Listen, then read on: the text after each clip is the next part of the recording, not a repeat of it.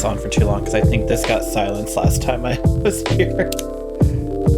I probably shouldn't have left it on. Oh well. That's dumb. You should kill yourself. Okay, let me calibrate really quick.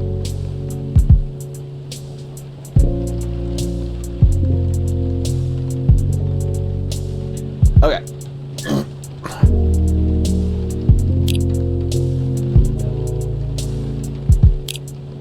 Oh shit.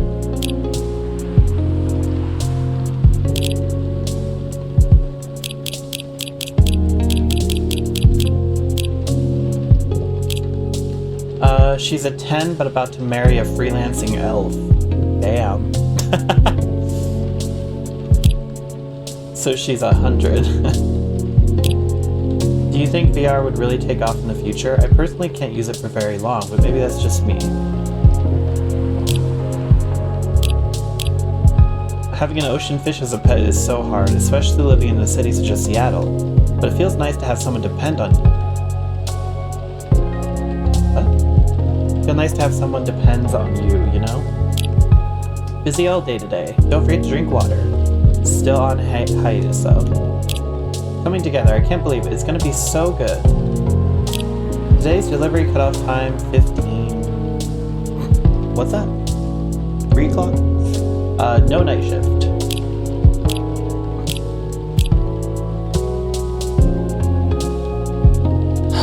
Okay, let me put this a little closer to my... Oop. Okay. I'm just double checking everything to make sure everything is on what it's supposed to be on.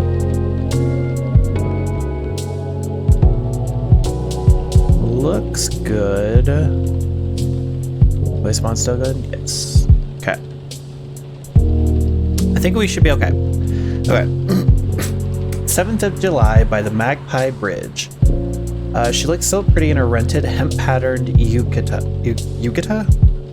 It's such a shame that it was raining tonight. I wondered if the renting place would charge more if we were to return the clothing somewhat damp. I felt bad for insisting we dress the traditional way for the Tanabata festival. That mundane thought immediately went away when I saw her, looking as if she came straight out of Makoto Shinkai movies. It was all worth it. If they charged extra, I'd shove my life savings at the lady who owned the renting place. She looked like dreams, and it was worth it. Her with the yukata and umbrella and my heart and all. Too bad that Altair and Vega couldn't meet tonight with all this rain. You remember the story? Good. Meanie, I do listen to your astrology stories, you know. Astronomy, but thank you for being there for my stories, milady. Under our transparent convenience store umbrella, we shared whatever lovers share under the rain in their own world. The shrine we went to was unexpectedly full, despite being a bit tainted by the rain and the puddles it creates. We had to line up in a small queue for our wishes, but that stretch of time was easily filled with small talk as lovers like to have. She hid her paper when I tried to peek at her wishes. Cute. As if she wasn't going to ask me to hang it on the highest spot on the bamboo trees. Hey, next year, can we come here again? We were on our walk back to our hotel when she began. Her voice was a bit too soft, sunk under the noise the rain made. I'd be thrilled, but don't you want to use your long vacations to go somewhere else you haven't been? Nah, I like it here. Here the moon looks so pretty. Really, it's raining though, I can't even see the moon. Silly boy. Her grin prettier than all the full moons I've ever seen in my life. We took our time to walk home slowly, through the night street, just the two of us. But you know, I'm happy that you think we can still travel the world, that we're still us. I knew I shouldn't say something like that, but it felt like my insecurities got the better of me. Aw, pretty boy, talking about rain on the parade, huh? Sorry, I couldn't help it. What if it rains again next year? What if we're not all sunshine and rainbows like we used to be? Well, you know how in your Tanabata story, if it's raining, Altair and Vega can't meet each other on the Magpie Bridge, then the bridge would be like empty, right? She stepped in front of me, still so close under our umbrella. Then whatever happens, if it rains next year, the 7th of July, I'll be waiting for you on the Magpie Bridge with this umbrella, silly.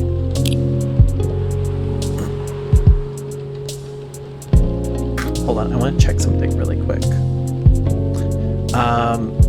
There might be like a little audio cut, and I apologize, but I just want to turn it up a little bit.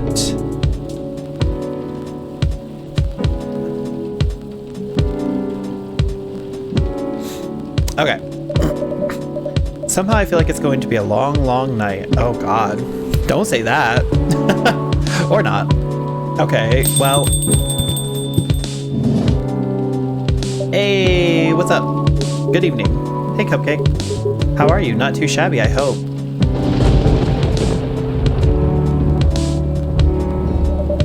Does it ever just not rain? Jesus Christ. Everything is just fine.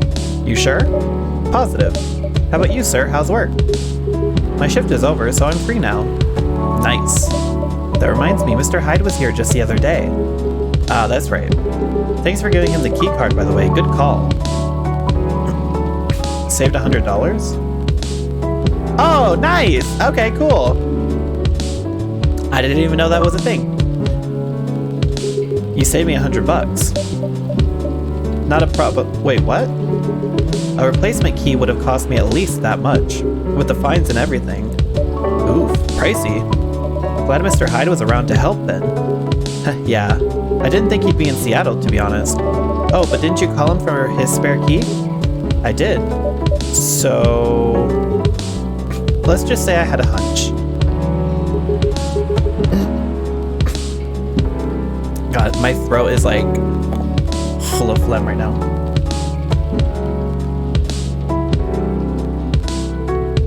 Probably because I just ate.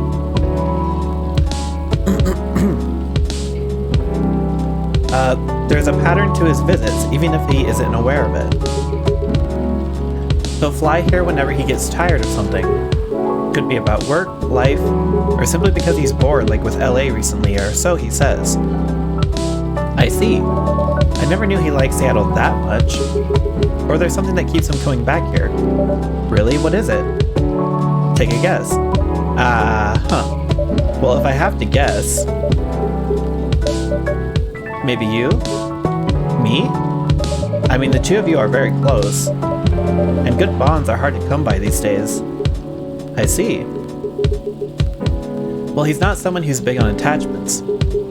Or so he claims.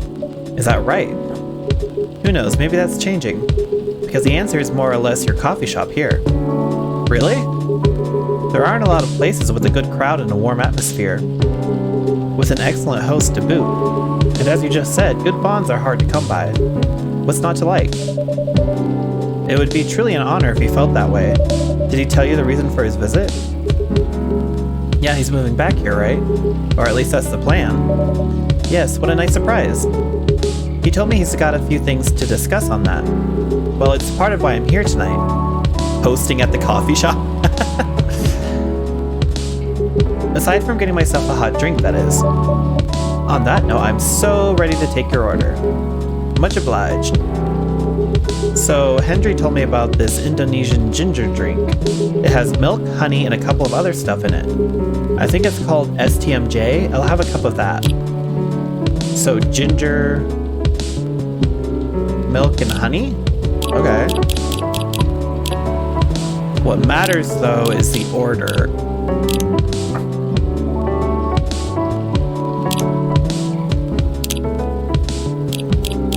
Honey and ginger. Let's try ginger and honey first.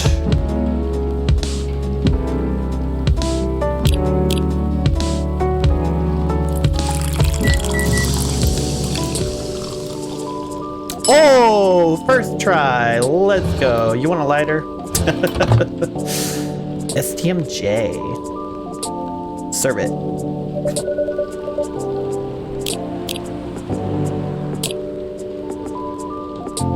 Oh, milky drink. A warm booster made of susu, milk, telur, egg, madu, honey, and jahe, ginger, from Indonesia. Cool. Oh, I think until he drinks it, we don't get like a friendship thing. One nutritious drink from the archipelago coming up. Thanks a lot. So what's in it again? It's a hot blend of egg, milk, ginger, and honey. The drink's name itself is the ingredients: susu, telur, madu, jahe. Milk, egg, honey, and ginger. No wonder it somewhat reminds me of eggnog. Albeit spicier and not as rich. But I can see why Hendry likes it. It's a great stamina drink. He probably needs it to keep up with Rachel's work. You're probably right. As long as he remembers to take breaks. Maybe I should invite him for a drink here sometime. What do you think? That would be lovely. More business for me. What do you... I'm not... What? No, get him the fuck out of here. I don't want him in my establishment. Are you kidding me? Then consider it done. You know what? I don't think Hyde will show up tonight. Oh, why is that? When I called him earlier to confirm, he sounded a little... annoyed. And it's not exactly great outside either. I thought he liked this kind of weather. Him? Yes. His car? Not so much. That thing wouldn't survive this kind of storm. Now that you mention it, you may be right. I used to drive him in that car back in the day. Did he ever tell you how old it is? Yep, gave me the whole backstory of it. Oh. I guess I'm just surprised he still uses it at all. The car clearly holds a special meaning to him. He was also quite sentimental about it, which makes me wonder if it has anything to do with him moving back here. What do you mean? He lived here before, right? Yeah, and he kept bringing up the past, too. Are you saying his move is motivated by nostalgia? I was going to say homesickness, but I realize that makes no sense. I get what you're trying to say, though. It's a strange longing for times gone by. Considering how fast things are changing these days, maybe even too fast, which is ironic, really. What is? Live long enough, you'll realize the only constant in life is change itself. Things like shifting necessities, curveballs the world throws at you, decay. Just stuff we have to deal with indefinitely. Considering our lifespans, you'd think we'd get used to it at some point. But we never do. Never completely, anyway. I suppose the idea of getting used to change is a paradox in and of itself. That sounds about right. Perhaps nostalgia is like an anchor for dinosaurs like us. Keeps us from losing ourselves to the world's relentless speed. You get used to these after a while, huh? Pretty much. Who's it gonna be? Oh my god, hi! Oh, hey there. We meet again. Yes, hello. Excuse me for a moment. Got it. Welcome, Miss Riona. Good evening. I'm meeting up with someone. Oh, okay then. How's your car, by the way? My car? Oh, you mean the tire. There's really no need for concern as it was an easy fix. But thank you for asking. My pleasure. May I order a cup of Russian tea? Do we know that?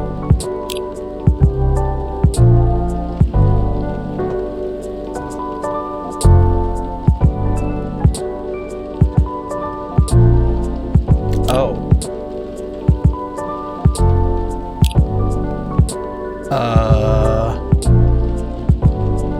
What's Russian tea?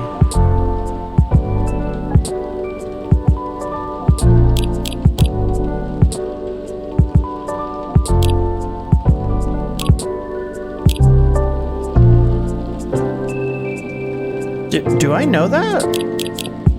Or is this new? Nigerian...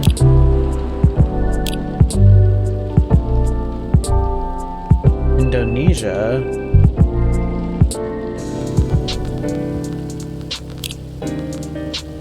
Aden, Yemen. I don't think Yemen...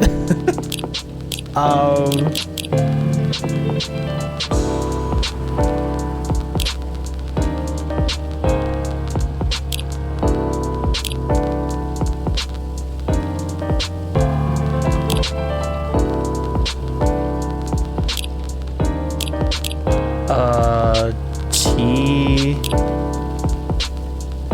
milk...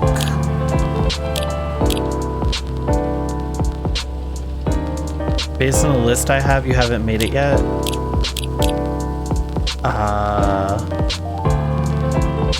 Ginger?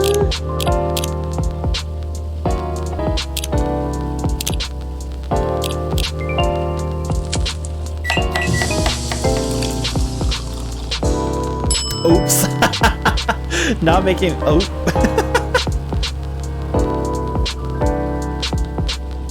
I didn't even realize I was making Galahad.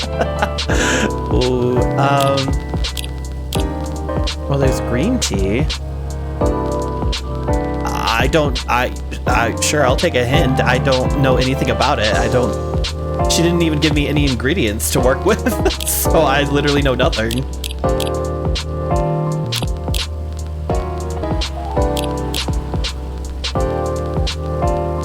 Just needs a little TLC.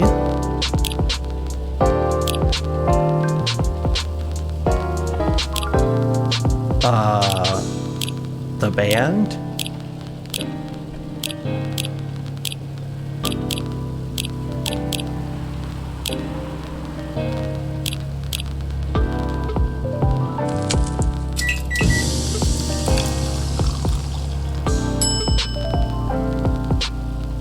Girl, why would I know this? Take your damn Russian drink, weirdo.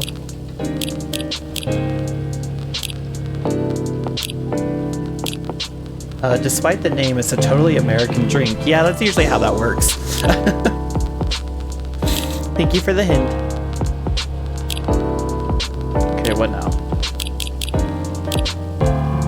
Riona, birthday, 18 September.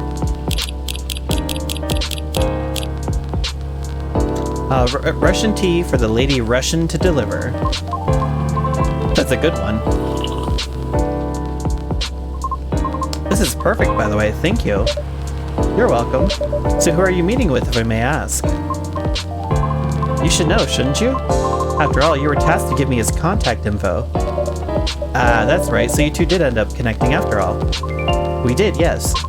But truth be told, I really wasn't sure about contacting him at all. Why is that? Because as far as I'm concerned, there was no real reason for me to do so.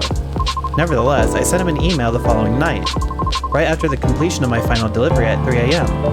That's pretty late. A little, but surely no worse than forgetting it altogether. But he replied straight away, to my surprise. I had no idea he was such a night owl. Or perhaps just an extremely early bird. Right? I wonder if he ever sleeps. That should be a question for you too, miss. Oops. Anyhow, he answered me with an apology. He regretted his rudeness from when we first met. Which was another surprise, since I didn't think it was such a matter of concern. Well, he did return here the next evening looking for you. Did he? Yep, he said so himself. I see, how peculiar. In any case, we exchanged phone numbers and have been texting ever since. Then he said he wants to meet up and speak in person. Which is why I'm here now. But I'm still not quite sure it's necessary. I mean, maybe he just wants to chat and hang out. Perhaps. I suppose we'll see.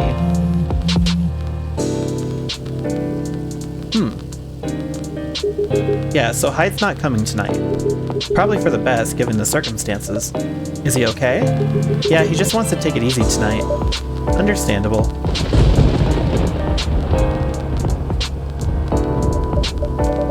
My apologies for these surges. I was hoping it'd become more stable as the days go by, but no need to apologize for something out of your control.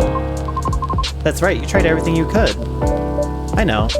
Thank you for your understanding. How are you doing, miss? Hey there. Did you manage to resolve your issues with children? I forgot about that. Sorry? Oh, I mean the hospital admission problem from the other day. Oh, that. For a minute, I forgot too at first. I was like, oh wait, yeah. I forgot I gave him the fidget spinner too. For a minute there, I thought I had a beef with kids I was unaware of. Sorry for the misunderstanding. No worries, that was funny. It's only been a few days, so not much has changed. How about you, feeling better? Yes, well, I apologize for the way I acted a few days ago. We all have our bad days, so don't worry about it. Thank you. While we're on the topic, I told Officer Georgie what happened to your car. Would you mind pointing out where you believe the incident took place? Sure. It was quite near the police station, actually. At a meteor... Whoa. Oh, God, that wigged me out. I was like, hello? At a metered spot just outside the now defunct library. Oh, the vacant building at the Bourne intersection? Yes, that's correct. I see. So it was originally a library. You know the area? I know of the property, yeah. It's been abandoned for a long time now. But it's a heritage building, so I often wonder why nothing's being done with it. Since it's located in a very populated, culture-centric neighborhood. That's true. There's even an art college nearby. Right? Then again, I've always found the street a bit odd. Odd how? It's just barren. Especially if you consider the area. And the weird thing is, I feel like it wasn't always that way. Feel? Don't you mean remember? Nope, exactly what I said. It's a feeling, not a clear memory. Strange, isn't it? That is odd. Well, there used to be a flea market there a long time ago. Perhaps that is what you were recalling? A flea market, huh? The last time I drove there, I remember seeing nothing but concrete. Oh wait, there was a single dead tree surrounded by strange trinkets. A dead tree, huh? No idea why I almost forgot about it. It stuck out like a sore thumb. About 8 feet tall, no leaves. It's been there forever too, as far as I know. That hawthorn tree was something of a landmark for us drivers, and the trinkets you spoke of were actually remembrances of sort. Remembrances? Hold on, I'm just going to recap a bit here, okay? Sure. Your car was vandalized near a metered parking spot in front of an abandoned library, on a seemingly deserted street within a busy area, that has a large dead tree surrounded by remembrances for some reason. Sounds about right, except the tree is no longer there. Oh? Are you serious, Pops? Why wouldn't I be? That is crazy. Oh shit, we're gonna have a full house today. We got Georgie and, what is it, Lucas? Oh, sorry, what did you say? Good evening, gentlemen. Hey, everyone. Oh boy, I thought I'd be early, but you're already here, lady. Hello. Cupcake, for the love of all things holy, tell me when my lighter is here. Well, you're in luck because it is. Hot damn, thank goodness. Would you like me to get it now for you? Nah, it's fine, I'm just glad to know it's here. Just bring it with my drink later. Sure, let me know when you're ready to order. Cheers. Well, what's up, y'all? What's new? Evening, officer. We were just talking about the spot where Miss Riona's car may have been vandalized. Oh? They got your car too, lady? Yes, but it's not a big issue. Still sorry you had to experience that. Where did you park your car, miss? I can send you the coordinates if you'd like. Don't forget Georgie's lighter when the time comes, even though he'll forget it again. That'd be real swell. Got it. Okay. Oh. Is it within the area you expected, or...? Pretty much. The same location where I parked mine a week ago. I see. You can rest assured we already increased patrols in that area. That's great. But I am the only one doing it at the moment. That sucks. What's that? Am I hearing you out of all people doubting my skill, Cupcake? No, of course not. I just thought it means an unfortunate increase to your workload. Well, them's the breaks, I suppose. Anyway, give me your strongest espresso, Cupcake, and don't forget my lighter. Strongest espresso? That's a coffee, right? Yeah, it's just coffee.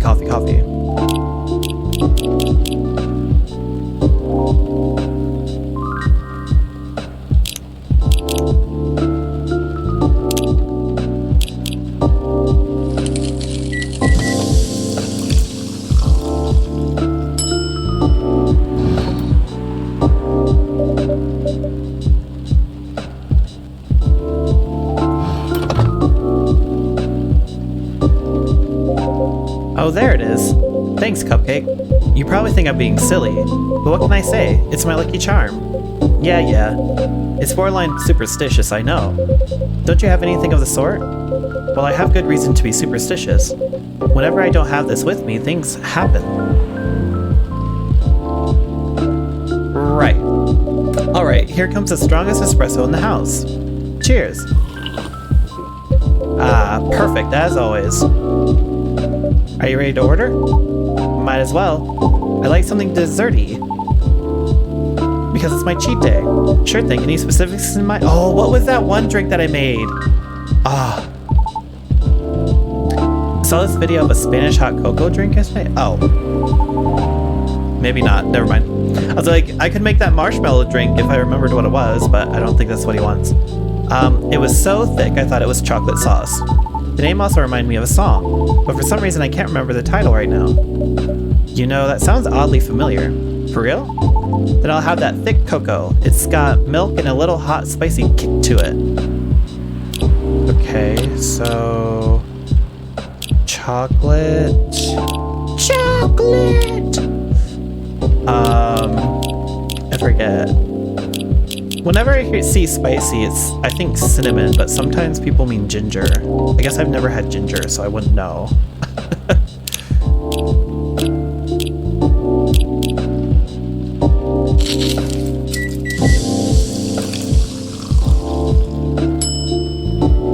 Oh! Is this it? Spice Lady? But they said Spanish.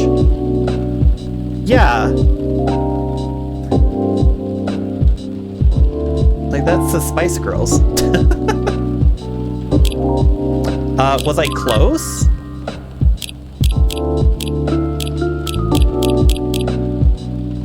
Was it ginger? Yes. Did I have all the right ingredients, or was I off by one? The other option you wanted, ginger? Brew. Man, everyone wants ginger today. No wonder I'm always out of it. Spanish Sahara. Is that churro in it? Everything is right except cinnamon. Wow, I cannot say anything today. Looks like it. Okay. Here you go.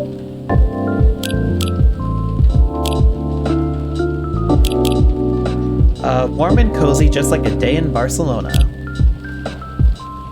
Is it Sahara or Sahara?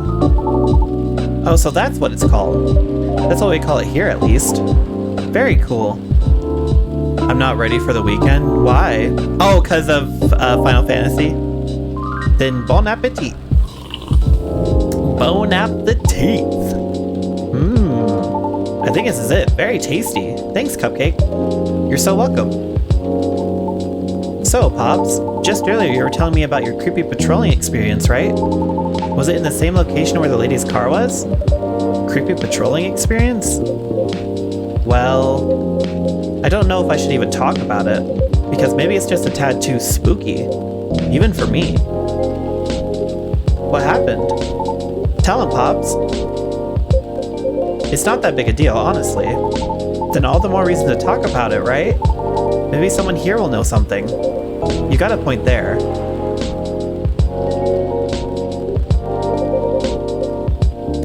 Sahara, Sahara, I think the enunciation doesn't matter. I've heard both. Same, so that's why I'm like, I don't really know which way is more relevant. Y'all were talking about the area anyway, right? Yep. Well, I've been patrolling there the past few nights. The street itself is fairly straightforward. It's about a half-a-mile round trip from the intersection and back. There's nothing much there either. A concrete sidewalk with metered parking spots, a fence here and there, and an unfinished construction site with a couple CCTVs dotted about. No tree? What tree? There used to be a dead tree in front of the old library. Huh? Oh, that old dead tree. It was uprooted by the city back in January. Ah. The commercial community decided it wasn't really a good look. So when the city started a massive cleanup project last year, well, they simply voted to get rid of it. I see. Why, what's up? We were actually talking about it earlier, and being a decades-old landmark aside, could there be something more to the tree than just, well, being old? You think so? That's what I think after listening to Miss Riona.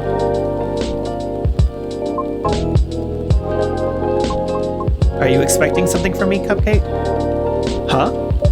Oh, no. I'm sorry if I crossed the line. You just seem to know a lot about it, and I don't want to mix up the facts. I understand, but I would like to hear the officer's spooky tale first, if you don't mind. Gladly, miss. Almost forgot about me there, huh? Should be used to that. No, I'm just kidding.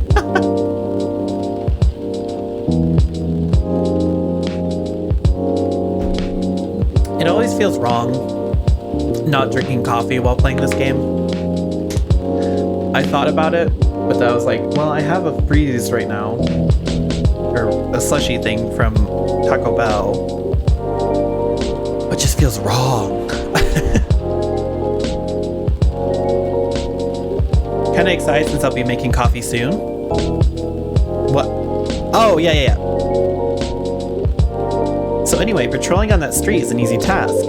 Only 4 to 5 cars would park there overnight at most, which makes keeping track a breeze. Sounds ideal enough. As expected though, nothing happened the first 2 nights. But yesterday was a different story. Spooky. Hold on. What a stage setup, eh?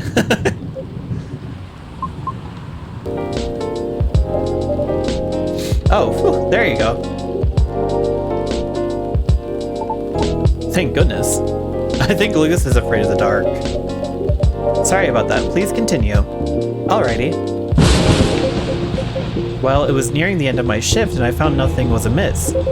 There are only 4 cars parked that night. 2 spaced across the street and 2 on the opposite corner, side by side. My plan was to leave after I walk one last round to make sure everything was okay. And a reminder, you can cover the whole place in only 8 minutes. Okay. Then at the end of my walk, I took a drag on my cigarette. Smug as I was about to clock out, thinking 'twas another night job well done. Right?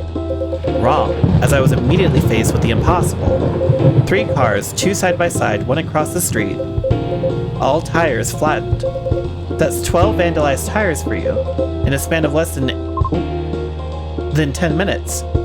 That is so strange. It would take several minutes to flatten just 1 tire. And that's if you're using the right tools. Right? But that wasn't all. Oh no, it wasn't. Because that was the moment when the streetlights went out, suddenly and all at once. What? Right after that, I heard flurries of footsteps and laughter. Oh. They were going farther and farther away from the scene, and yet I saw nothing at all. Like, how many fairy tale beings exist in this world? Because like that sounds like if we're talking about mischievous, what comes to mind when you think mischievous? Like, because I think fairies, but I think there's another one. I can't think of its name right now. They're like little and green. Oh, are you sure? Did the CCTV catch anything? Goblins? It might be goblins that I'm thinking of. The infrareds actually managed to catch something, but the videos weren't clear at all, so I'm still investigating it. Jeez Louise, Pops. That's way spookier than what you told me in the car, but it's cool though. I may be laughing now, but I almost pissed my pants there, you see. Well, whoever they were, they sure worked fast. Right? Oh god, excuse me. Anyway, Cupcake, I think I want another drink. All that talking is making my throat dry, and coffee just ain't cutting it. Roger that, what would you like? What do you suggest? How about some tea with ginger and honey? Sounds good. Can you use the red flower stuff you have as a base? You mean hibiscus? Definitely. Okay, then I like red flower tea with ginger and a touch of honey. Okay.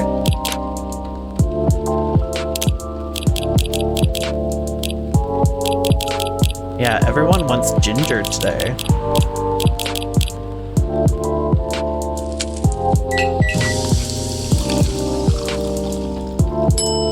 Tejahe Rosella? Is that correct?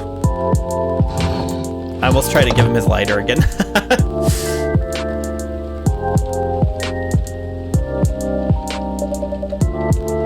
One piping hot Tejahe Rosella for you.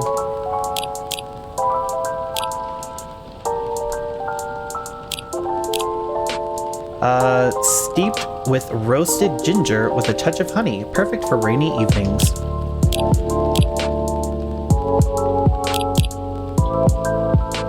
Born and raised in Seattle, still a lactose intolerant cop.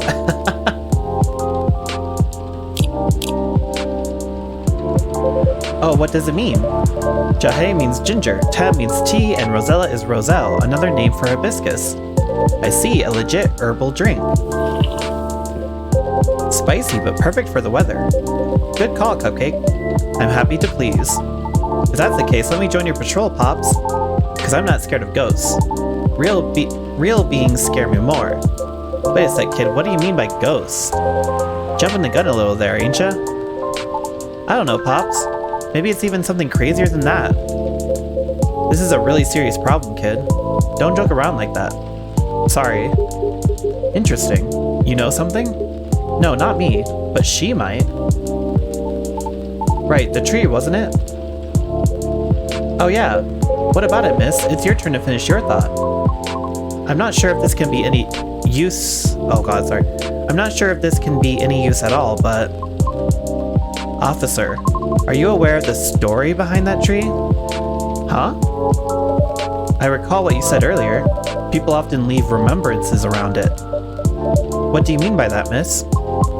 Well, it's because someone passed away there. What? Allow me to explain. I mentioned there was once a flea market on that street, correct? Right. They called it the fairy market. Hey! Wait, is it actually fairies? It was unofficially set up by the transients of the community. Transients being the government's term for unregistered citizens,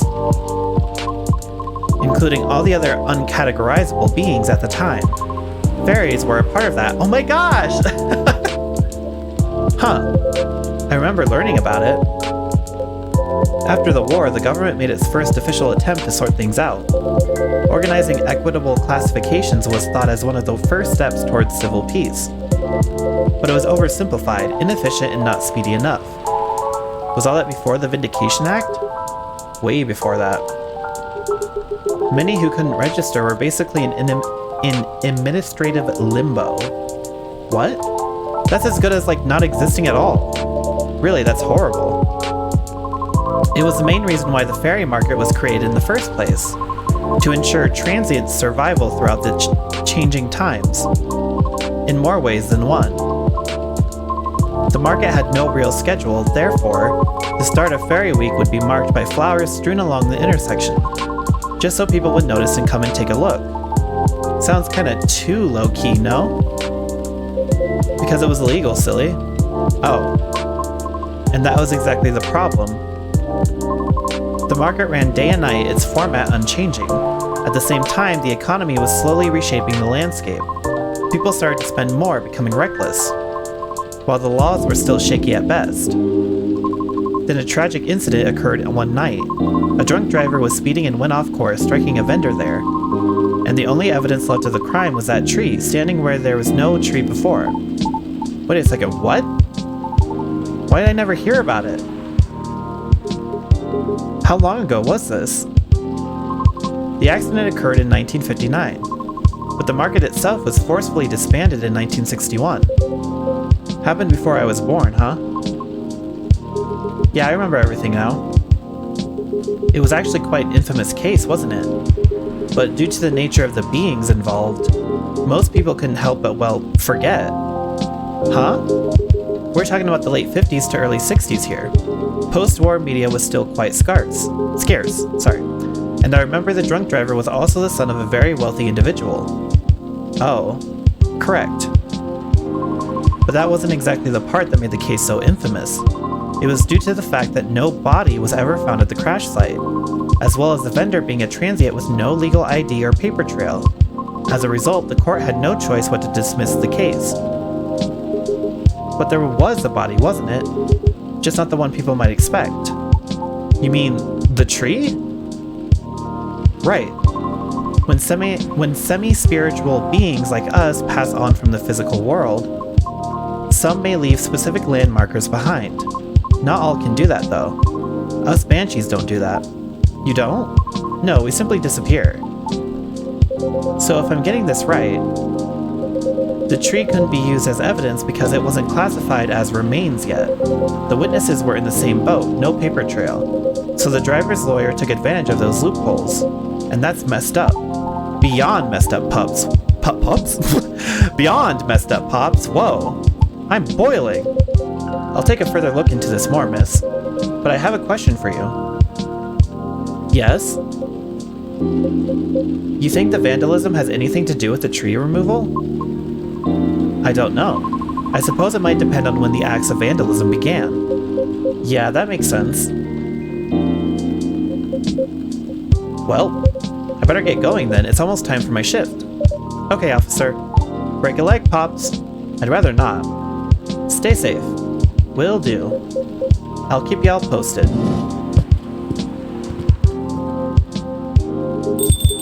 I better go as well. Got an early shift tomorrow. There's one thing I want to confirm though, if you don't mind, miss. Yes? It's about the fairies passing and how everyone ends up forgetting about them afterwards. I really thought that was just a myth. I guess not. Unfortunately. That is why there used to be memorabilia around that tree. There were efforts by those who remembered to preserve the memory. But it wasn't enough, was it? Else we'd still have the tree. It really makes me question my memory. Are there any people I might have forgotten? Were there events I missed? It is quite scary to think about. For beings like us, being forgotten is inevitable. So, no need to feel bad about it. Is that so? Oh, I didn't catch your name, by the way. I'm Gala. Oh, I'm Lucas. Nice to meet you, sir. Lucas, eh?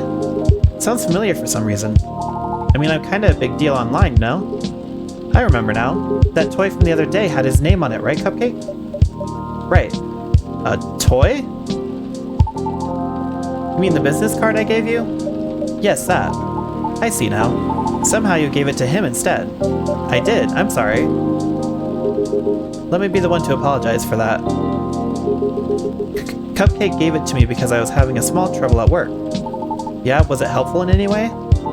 I mean, it's pretty good at easing up anxiety and such. I thought the children would like it, but apparently for them it's a little passé. What? Children nowadays mature really fast. They sure know their trends early. That is true. It's just how things are, for now and in the future. Gotta keep up with the world, else you'll get left behind. Yeah. Anyway, thanks for the idea of having toys around the office for the kids. I'll make sure to have more up-to-date stuff for them. Yeah, glad I could help. Well then, nice meeting you. Good luck with your future auditions, Miss Riona. Thank you. See you around. Bye, Cupcake. Take care.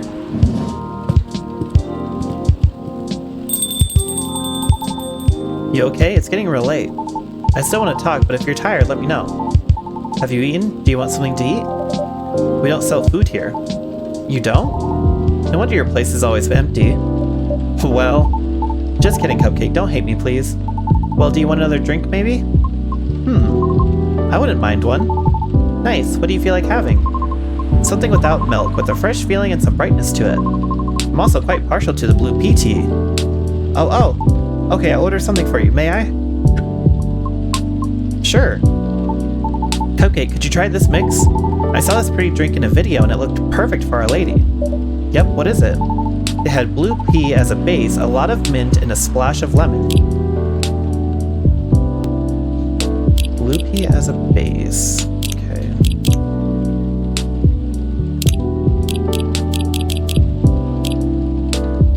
A lot of mint, so probably as a primary, and a splash of lemon.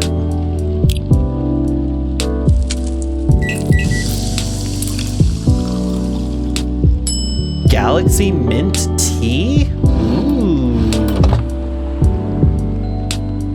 That's very pretty. It's correct? Awesome.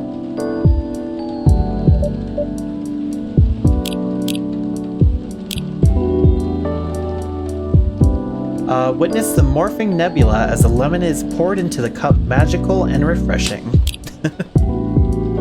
Very pretty, yes. Here you go, miss. From the man sitting right beside you.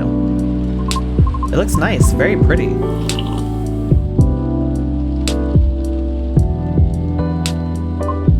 I like it, thank you. I'm glad you do. And wow, Cupcake, it looks exactly like what I envisioned. You're a G. I'm happy you both enjoyed it. But man, that whole case earlier though, it was a lot to take in. Also, about the whole forgetting thing. That really gave me chills. Why? Don't you feel scared of just disappearing in the end? 'Cause I do. That's why I thought I finally understood you, too. I mean, the reason why you wanted to become a soprano your way, the traditional way. Oh? Care to compare notes? Because I've yet to be entirely certain about that myself. Oh, huh? Now that's what you call huge pressure. Before that, though, can I ask a little teeny tiny question? Go ahead. What inspired you to go down this path? I mean, I may have an idea on why you're choosing the hard way, but why a soprano in the first place? Because it's been done before. Pardon? Because there was already a banshee who did it before, so I know it's not impossible. Whoa, for real? Her part was that of a sorbet aria, and she was not very well known. What is a sorbet aria? Oh, I mean she was a secondary character. Back in early 19th century opera, sorbet arias would be sung towards the end of the second act, usually before the evening ended. Hawkers would use the time to offer their wares for the last time to the patrons, often desserts, hence sorbet aria. Ooh, I see. Like background singing at the end of a show or something. Yes. Things are different nowadays because people are expected to listen to the end. The first time I heard her voice was on an old recording of a comedy opera. I was still very young back then. She was playing a confused maid role at the very end of the opera. Wondered why and how people could act so crazy when in love. But despite her confusion, she thought she wasn't so old that she couldn't find out the reason herself. It was a funny epilogue to the opera, but hearing a banshee sing such a playful and lighthearted piece, it was truly an eye-opener for me. Oh man, I bet it was. Sadly, I couldn't find any of her other works, but it always stuck with me nonetheless. So I left my commune and started trying on my own. That's really cool and brave of you to do so. I agree. I have never talked about this before. It's a bit embarrassing. Nah, don't be embarrassed, I think it's super cool. You're just feeling inspired to push yourself beyond what's expected of you, and wishing to leave a mark on this world. Is that what you think? Uh-huh. You're just trying to follow a path that has been traveled before, and that's not always a bad thing, especially for beings like us. You're just being careful, yet courageous. Right, because the path you're choosing to walk on is still difficult. Regarding leaving your mark, I don't know. I just feel maybe you're the same as me. Like, what's the point of being born if nobody is going to remember us? Right, Cupcake? No comment. Aw. Why do you want to be remembered so much? Why wouldn't you? Us banshees see the end differently than most. So, care to enlighten me? I can't speak for anyone else, but in my case, I was a kid who grew up in a large family, you see? Like, humongously large. Literally couldn't count all my siblings even if I wanted to, because they're everywhere thanks to my dad. Wow, same! Oh. We weren't wealthy though, not even close. The money situation was always suffocating us for real. But sometimes Dad would drop by to give us some money. Though it wasn't even enough to cover utilities for more than a couple months. Then he'd just leave again a couple days later. Are you the eldest? Nope. But my older bros had already moved out by the time I hit high school. I was so surprised when my dad gave me the house after he died. Oh. Which is where my mom and siblings live now. I'm sorry to hear about your father. No, it's fine. I mean, yeah, it was weird to receive the news of his death from an attorney, knowing he passed away by himself, and how it took them a week to find out. Oh. Natural causes, by the way, so... I mean, how did he check out with absolutely no one knowing? Where were my other siblings? What happened to his ladies? It was just so crazy to me. And I guess it just kind of haunted me. Haunted how? My life growing up was filled with disappointment over him, you know? I mean it in the best way possible. My disappointment actually drove me to work hard for my family. I just vilified him in my mind, like shaking my mental fist at him. Gonna do so much better than you, sir, and all that. I see. But then I received the news that he left me the house. Like, I know he had no money. The house is probably one of the only assets he had left. So when he gave me the house in his will, all I could think about was what went through his mind exactly. The fact that he had a will at all was probably already a surprise for you. Exactly. What am I supposed to think of that? What am I supposed to think of him? And does it even matter anymore? when he's already long gone? Anyway, so my older brothers came back, right? They wanted me to sell the house and divide the earnings. Wanting a slice of the inheritance pie, huh? You didn't do that, right? Heck no. That's why I left for LA. So if they really want me to sell the house, they have to chase after me. Good call. Thankfully, my younger siblings and I are pretty tight. We're a good team. That's a relief. But that was also why I needed money fast. I needed to send money to help with my family's bills. And of course, so I could stay alive as well. That was why I ended up having to join the production house. The production house? Yeah, it was like a bunch of content creators getting together to make videos every day. I was young and naive too, you know? Because it was my first time venturing to another state completely alone after all. So I didn't know better how predatory things could be. Man, this isn't even gonna be an entertaining story. If you're uncomfortable, you don't have to talk about it. No, it's not that. I just really didn't like that production house. But I needed the money. Someone there saw my vlogs and invited me in. And as one of the youngest there, I tried to get along with everyone. But you see, we were all creators in the entertainment industry, right? Which means we all had huge egos. So naturally, there was somewhat of a hierarchy of sorts. Trying to be all around helpful turned me into the butt of the joke all the time.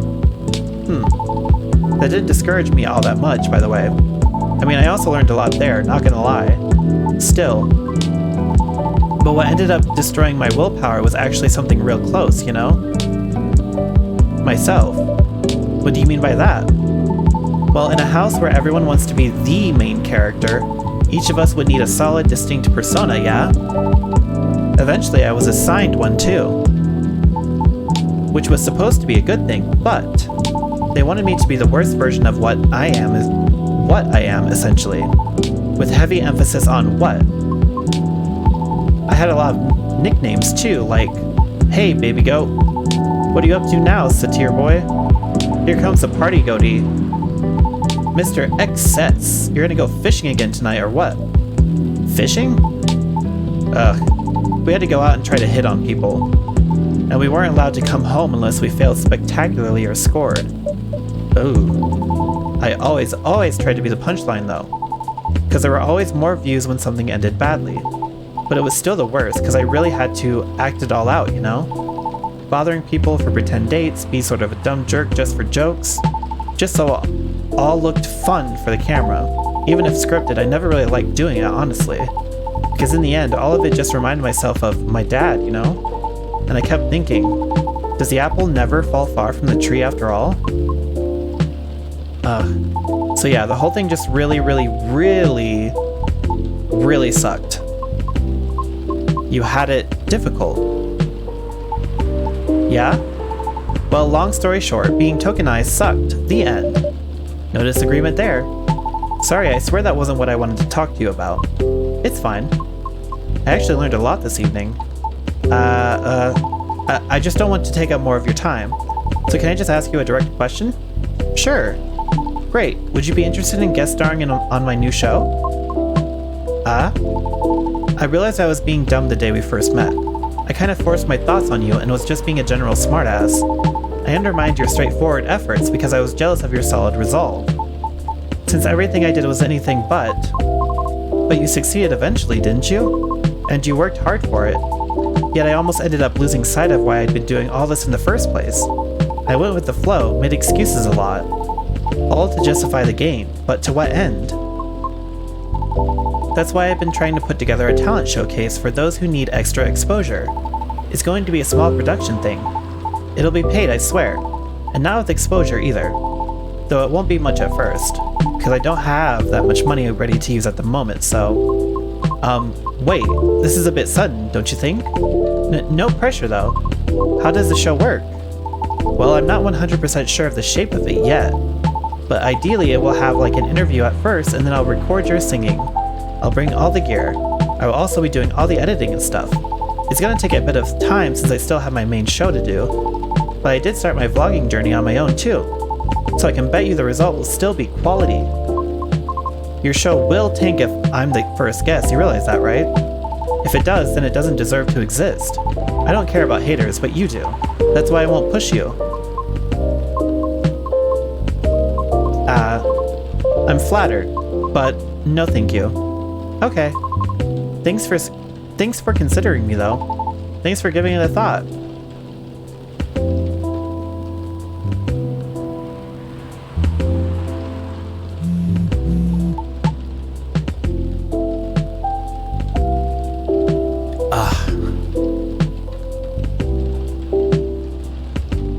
Sigh. Sigh. Looks like I have to go. Okay. It's something to do with what you said, okay? Just bad timing. Yes, I get it. Cool. I hope we can meet again like this. If you want to. Maybe. I'll take it. Thanks for your time too, Cupcake. Sorry if I bored you. No, truly, it was my pleasure. Cool. Okay, I really have to go. See you around? Safe trip. Alrighty, see you, Cupcake. Come again soon. Oh god, I gotta blow my nose. Oh. I think tonight was the most I have talked in the past 2 years, and I'm quite glad to hear that. Thank you, Cupcake. For what? For being such a good host. I know I'm not the easiest being to get along with. It's always a pleasure to have you and everyone around. Then I'll be taking my leave. I feel like I have a lot to rethink, but I'll see you again soon. And we'll be waiting, always. Safe trip, Miss Riona, and have a good night.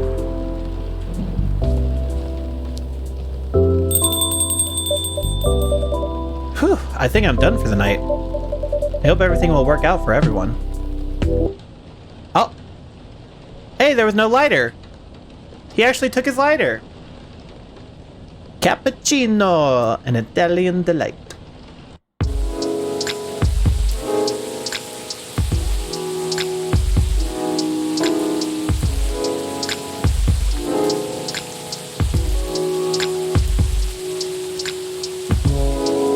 God, that was a long day. That was like an hour just for that day. World Golem Culture Center grand opening to be held in Bhutan. Lunar cell panel prototype ready for first test. Newcomer progressive elven metal band Avathor tops US music chart. Okay, do we have anything new?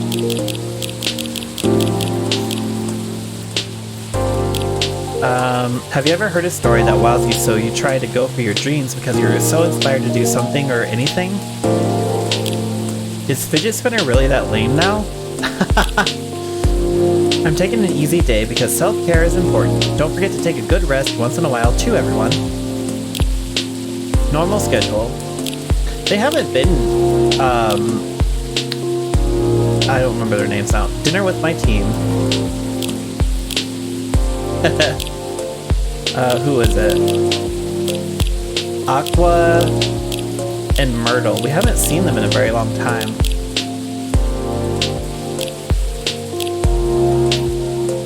Okay, what's left on the bar counter? Can I borrow your lighter? Sure, have at it. Cheers, mate. You waiting for someone? Maybe, maybe not, I guess. Who knows now? Jeez, man, sorry to hear that. Tell you what, next round's on me. You sure about that? Well, I'll take it then. No worries. Sorry about your situation, man. This is a good bar. So drink on. Leave your sadness at the bar counter. That's what they always say, right? Huh, amen to that. Yep, come on. Here's to a good bar and to unexpected company. Interesting thing you said earlier. Leave your sadness at the counter. You do that often here? Yeah, this bar's good. Bartender is kind and they won't kick me out if I drink too much, so yeah. Where do you think it goes after you leave it here? The sadness? Huh, interesting philosophical question you got there. Man, somewhere far away, hopefully, never to come back. What if it does? Then we steal up and order another drink, then another and another until either the sadness gives up or our livers do, I guess. Tough life you got, huh? Well, Sisyphus and the boulder, you know. I mean, what other choice do we have? None, I guess. Yep, that's just how it is. I gotta go now. Interesting chat we had, huh? Tell you what, maybe this is a whiskey talking, but it felt like hanging out with an old friend, mate. Forget about that person you were waiting for, and hopefully I'll see you here again sometime, okay? Sure, man, I'm always here for you. After all, you're the one who left me at this counter, right? Let's see. All the ingredients are stocked up, and the weather is keeping quiet. Looks like a good night to listen to some stories. Hey, Gala! Oh, and Hyde. Good evening, Mr. Hyde, Mr. Gala. Nice to see you two. How did it go at the hospital today? Well, it was fine except I was a little exhausted. Goodness, are you having issues with the children again? No, that's not it. It's just... Well, for starters, my Fury is giving me a hard time. Your Fury? Is it the full moon already? Nope, but I sometimes get pre-Fury symptoms. Pre-Fury symptoms? Yeah, it's a common thing for werewolves. A few days before the full moon, our bodies start to prepare for Fury. And that changes the way they react to pretty much everything. Symptoms vary depending on who you ask, but it can affect our muscles, our appetite, our energy levels. It can give us headaches and a lot of other stuff. Small but annoying. That doesn't sound pleasant. No, to be honest, it's not great. For me, I've been feeling pretty sore and more tired than usual, and a bit crankier as well. Is there a drink that could help you with that? I never found one, but if anyone can come up with it, it's you, Cupcake. Since a Galahad can soothe your Fury, maybe it would work pre-Fury as well. Maybe, but I think it'd need to be more relaxing. Like a Galahad, but with no caffeine and maybe blue? Okay, so a Galahad is tea, milk, and ginger. And you want it blue? So probably blue pea, milk, and ginger?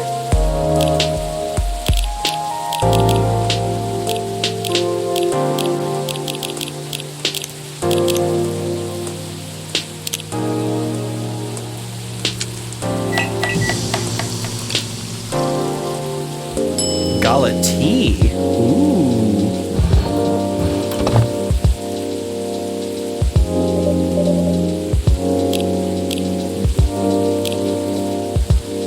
Correct. Okay, so what's this one? A silky but spicy beverage that soothes furious emotions and brings dormant joys back to life.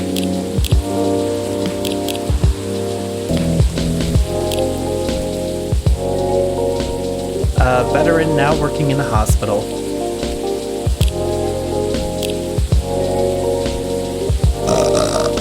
Excuse me. Excuse me. Oh god. Here you go, a Gala tea for you. Do you come up with these names on the spot, Cupcake? No, it takes a bit of soul searching to tailor it to the situation and so on. That almost makes it sound like you know in advance what we're going to order. Call it a sixth sense. Right, let's see how your sixth sense tastes. Wow, this is excellent. Exactly what I needed. Very happy to hear that. What's with the long looks, you two? Did something happen?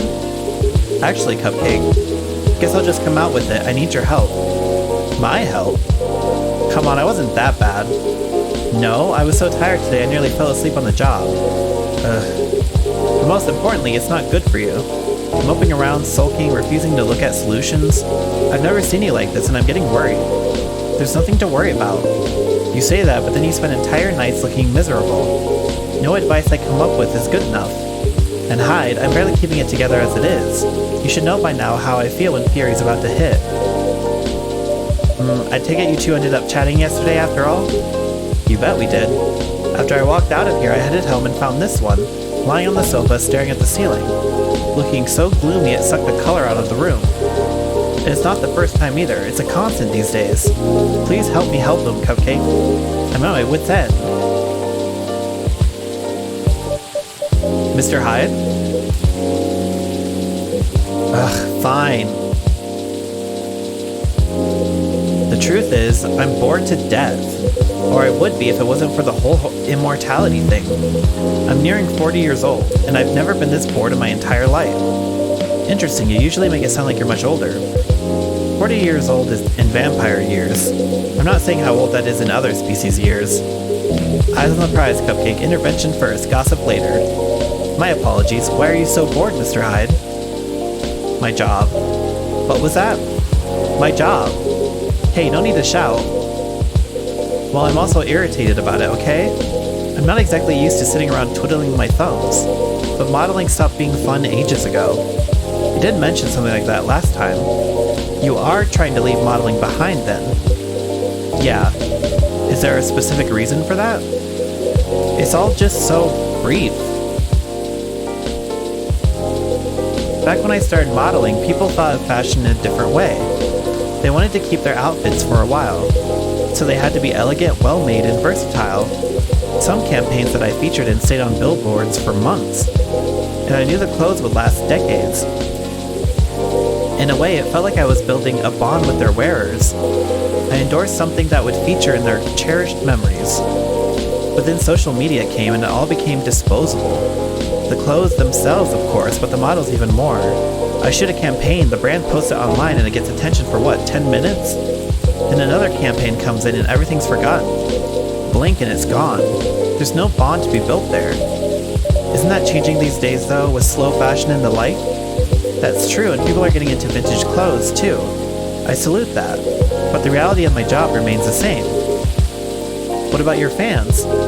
You have so many people following you. You mentioned that last night and my answer hasn't changed. They follow me because they think I'm pretty. Being admired is nice, but it doesn't constitute a bond. So are you saying that you would like to leave more of a mark? Maybe so. It would be nice if I did something that people remembered, that became a part of their lives in a real way. You do know you have people in your life in a real way, right? Yo, what if you became a host for, what's his name? Lucas. Become a host on his show. People who always remember you? That's not the same thing. Maybe you should study to become a doctor or something. That would make a real difference. No thank you, the job still needs to be fun. Studying for 10 years just to exhaust myself in 14-hour shifts? Did you mistake me for a hardworking vampire? Do you see what I'm dealing with, Cupcake? It does seem to be a thorny issue. Perhaps you'd like to mull it over with a drink in hand, Mr. Hyde. Yeah, that sounds good. Just make me something I like. Anything you've seen me enjoy, recently or when we first met. Oops, that is not what I meant to open. I mean, there was a red drink.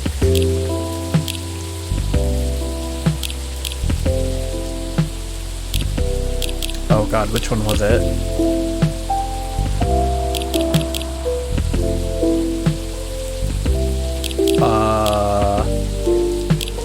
Was it the hibiscus tea, or was it the Zobo? Didn't he like something that was ginger?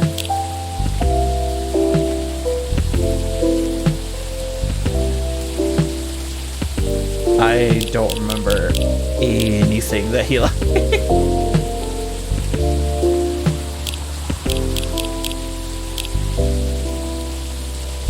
Jahid Tubrak.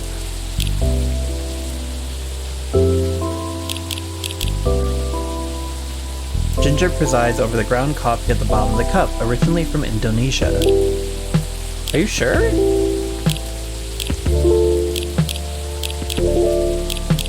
The coffee and ginger? Okay.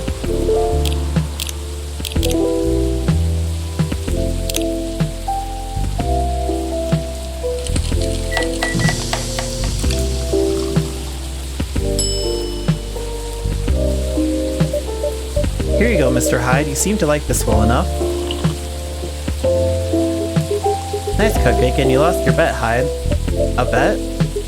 When Hyde was wallowing in self-pity yesterday, I told him many people cared about him, and I bet you could remember what he liked even if he gave you no instructions.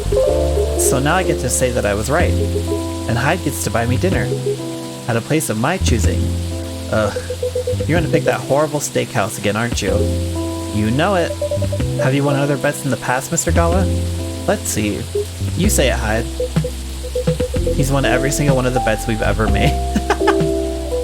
Wow. Yeah, I'm this close to being able to buy a new TV with the money I'm saving on food. Just rub it in my face, why don't you?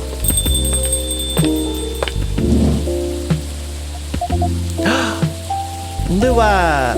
Oh, hi everyone. Am I never gonna see Aqua or Myrtle ever again? I feel like they were here for the birthday and I haven't seen them since. Hey Lua. Hi Lua. Busy night, I see. Hi Miss Lua. Busy and lively, just the way we like it. That's good. And I'm really glad you're here, Hyde. I wanted to apologize for the other night. I was so excited to see you, especially since it had been a while. But we ended up fighting with Bailey's instead. You must be getting bored of our arguments. It's alright. They're kind of fun to watch. How are things with you two, by the— Oh, shit, what? Hey! The fact I've been blood sober for 10 years now. What I'm doing with my life. Currently a model, past stock trader, entrepreneur, venture capitalist.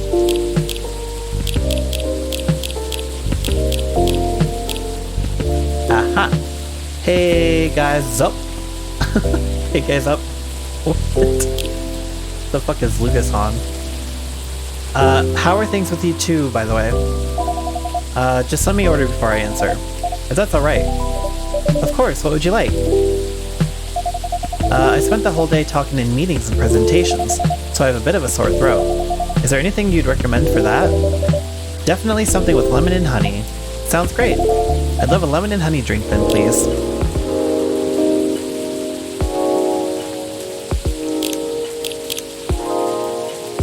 Hold on, I want to check something. Oh shit. Okay, so we're on the 27th day. What did we start with?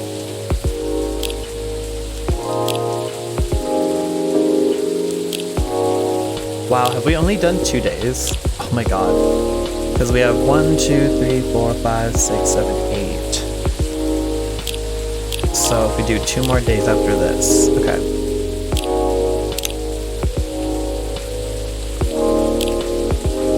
Lemon and honey. And you have a sore throat. I kind of have a sore throat right now from talking. Lemon and honey. Lemon and honey.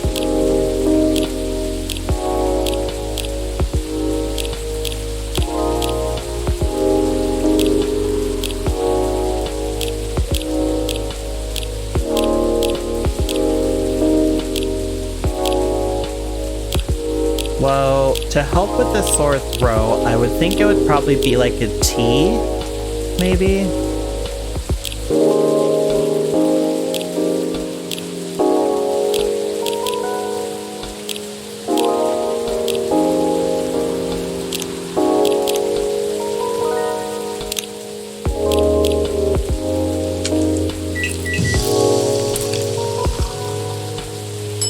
Nope.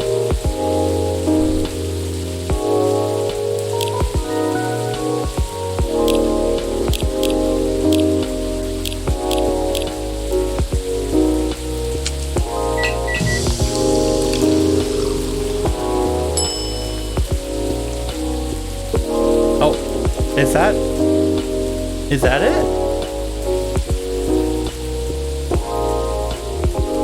No.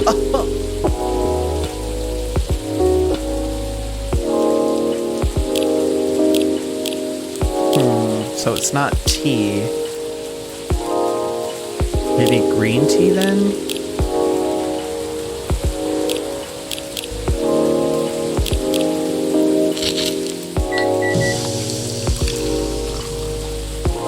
Oh, there we go. That has to be it, right? Cough syrup.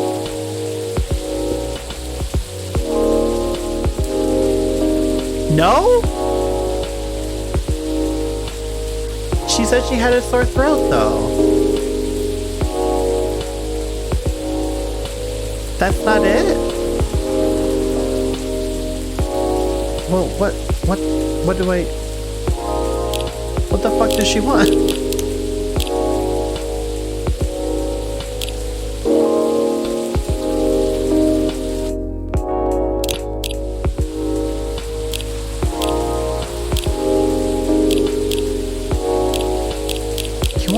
Coffee?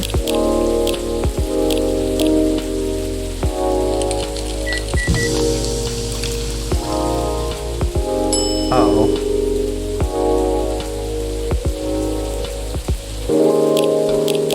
Girl, I literally give you cough syrup and you don't want that? Are you kidding me?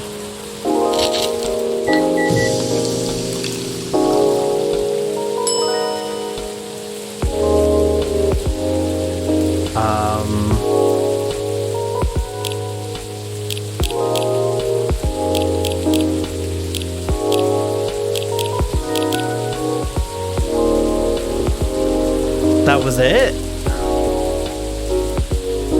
Oh, I hate this game sometimes. Like, what do you mean cough syrup was not right? You telling me you have a sore throat, I give you cough syrup? So what, chocolate, lemon, and honey? Is that really it?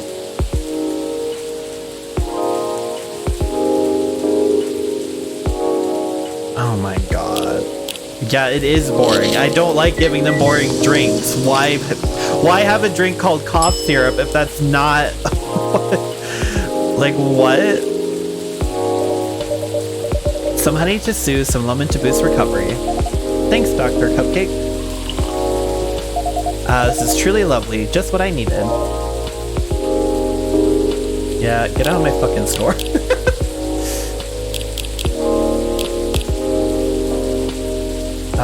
Lover of the bright moonlight, believer in a life without a fight. I'm a big fan of art and poetry. Working 9 to 5 in a trading company by day, going to poetry readings and museums on the weekends, enraptured by the forbidden fruit. She's talking about Bailey's balls. That's great to hear. My company's trying to get a big contract, so I've been organizing meetings with everyone, making sure it's all going according to plan. That sounds pretty tough.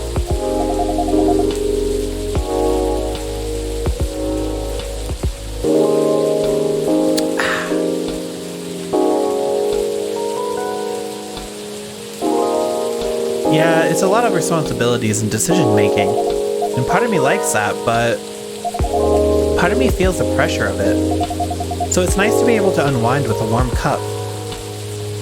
Anyhow, to answer your earlier question, Gala, you've probably gathered that Bai and I have been fighting. Yeah, and Hai told me a little bit about it too. Right, well, we haven't discussed the wedding for the past couple of days, and honestly, it's done me a lot of good. The thing is, I know Bai means well. He suggests all these things that he thinks I'd like, and I should like them. He's paying attention, not just sending random ideas. I should be grateful that he's trying to please me, but I get annoyed instead. And then I start feeling guilty that I'm annoyed, which makes me even more annoyed. It's not great, I know. Well, it'd be easier if we always acted rationally, if we only got annoyed at the right people for the right reasons. But things aren't that simple, are they? That's true.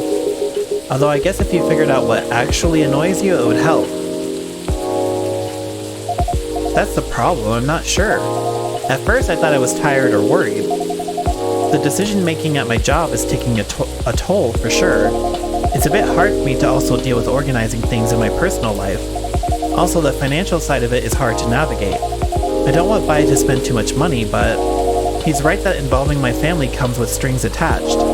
I'm not sure how to avoid that though.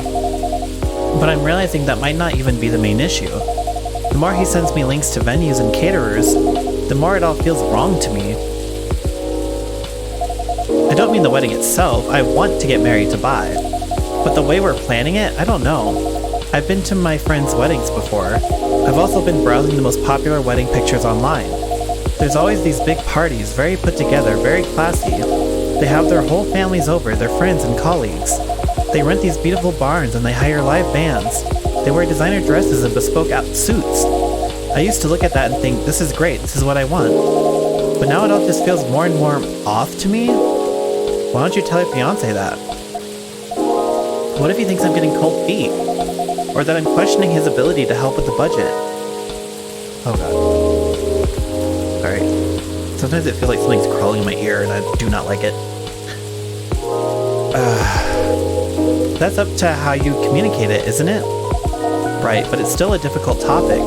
We've been through so much, you all know that. This is supposed to be our special day, a way to celebrate our partnership.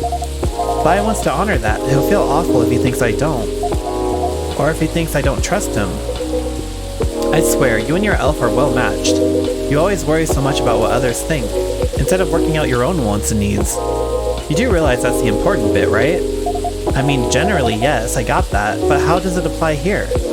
What do you think it means to honor your partnership? To celebrate it properly, for starters. Right. And who are you in that partnership with? I believe you've met him, the blonde guy with the puppy eyes. Right, I'm glad you remember that because you were making it sound like you were in a relationship with your friends who got married, and the strangers who put wedding pictures online. This is your relationship you're celebrating. Why are you so concerned with other people's weddings? Your special day needs to make sense to the two of you. Have it in trainers at a fast food joint if that's what you like. That way you can also take the budget out of the equation. A simpler wedding won't feel shabby if you make it feel properly yours. I still want a pretty outfit and decent food. Thank goodness. But point well taken. It's just, my family might have certain expectations. Did they openly say that? No. Then maybe they do, or maybe you just think they do. The only way to find out is to talk to them. Besides, isn't Bailey's also about to become your family? You sure are the only family he's got. I'm not saying to just invite everyone or to fight with them or anything, but you shouldn't put their needs above your own. I really shouldn't, should I? You've given me food for thought. Thanks, Hyde. My pleasure. Amazing how you perk up when you give people advice, Hyde. Maybe you should become a therapist.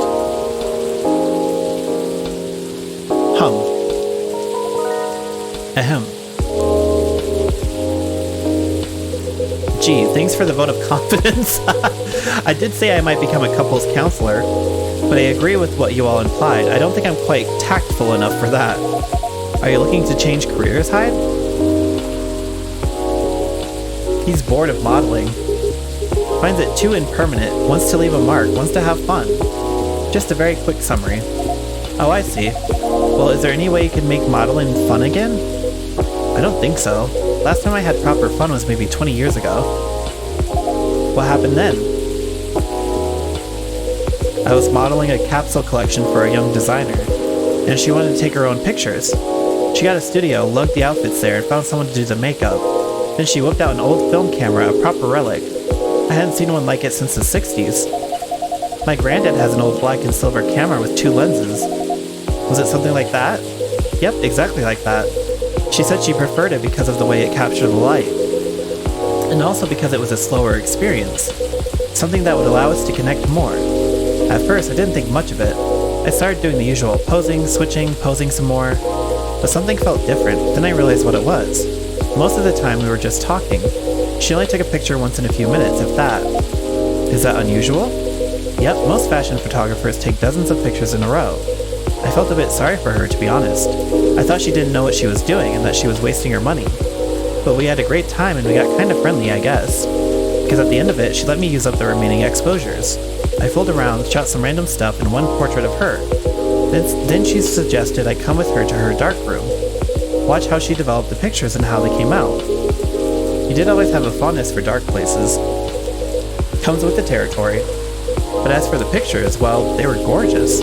First of all, I looked really like me, you know, a me I could recognize. But that's not even what stuck with me the most. It's the care she put into processing each frame, working each picture through the chemical baths, hanging them, drying them. It was like watching a magic ritual. And her portrait. When she saw it, she got a bit emotional. She said she was used to being on the other side of the camera, and it was the first time she really liked a portrait someone took of her.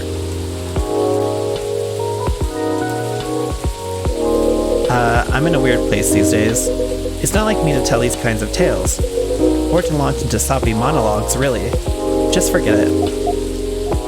No, I think it's a beautiful story, and it gives me an idea, I think, of another career for you. Please share, Lua. You'd be doing both of us a solid.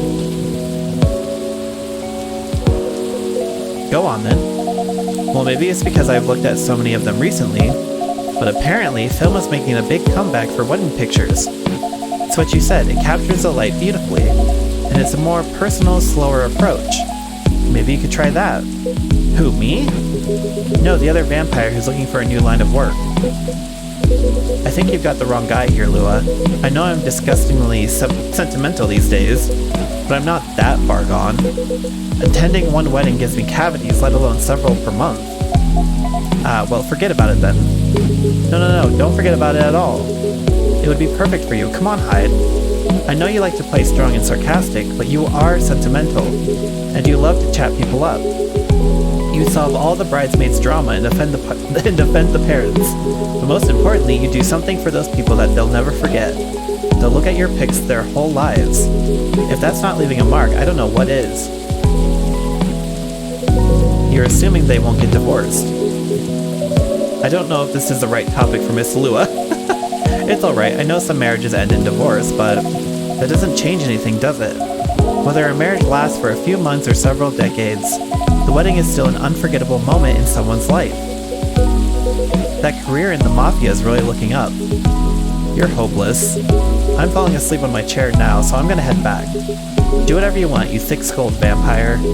Just don't stay out too late, okay? Yeah, alright. That's my cue as well. I have some thinking to do. And maybe some talking. Thanks again, Hyde. And good luck. I hope your next adventure is a good one. It will be. Good night, Lua. Good night, Cupcake. See you later. Good night, you two.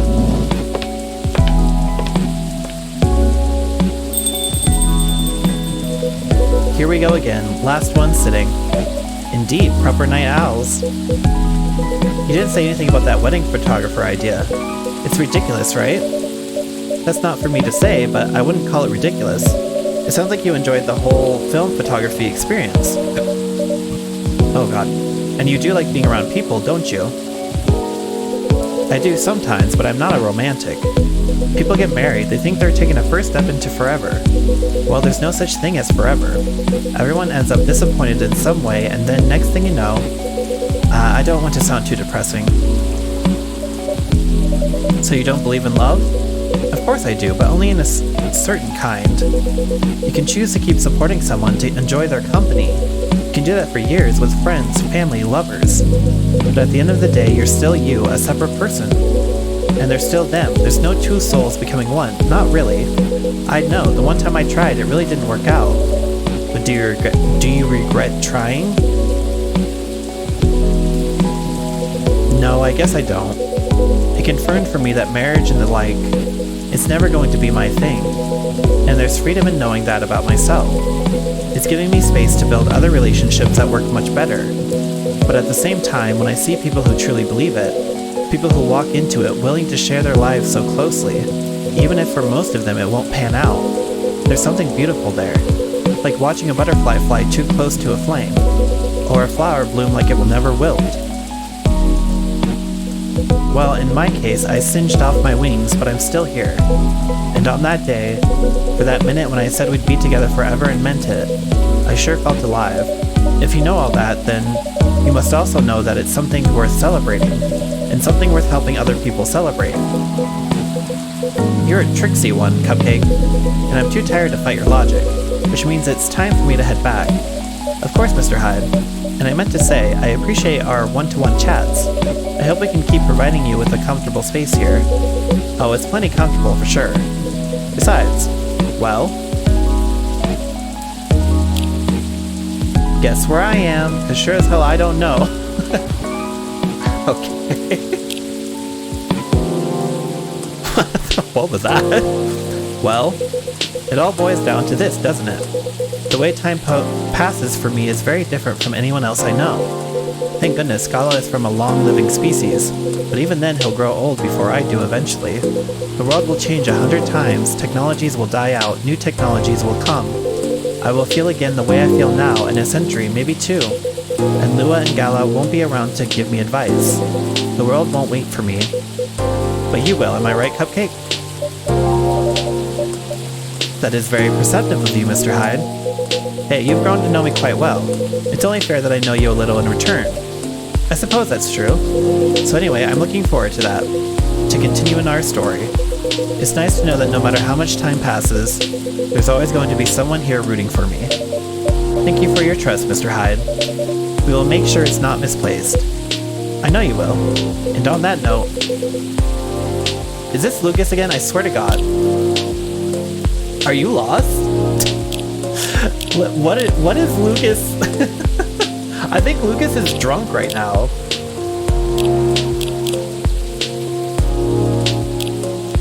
I think something happened. I hope he's okay. I guess I'm going to go browse for some film cameras. What's the worst that then can happen? Indeed. Take care of yourself, friend. And you as well. I like that we keep bringing up the fact that we are, I guess, immortal, in a sense. The world won't wait for you, Mr. Hyde, but some of us will. Milky Way, sweet and cool like outer space. That was a much shorter day. That only took half an hour. That first day, I can't believe that first day was a full hour. Jesus Christ. Thursday, September 28th, 2023.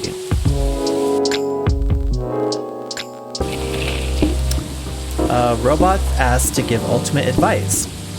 Elven burnout is real. Here's how to avoid it. New image recognition tech confuses gnomes with dwarves. A review. Damn. Okay, let's go through our normal stuff.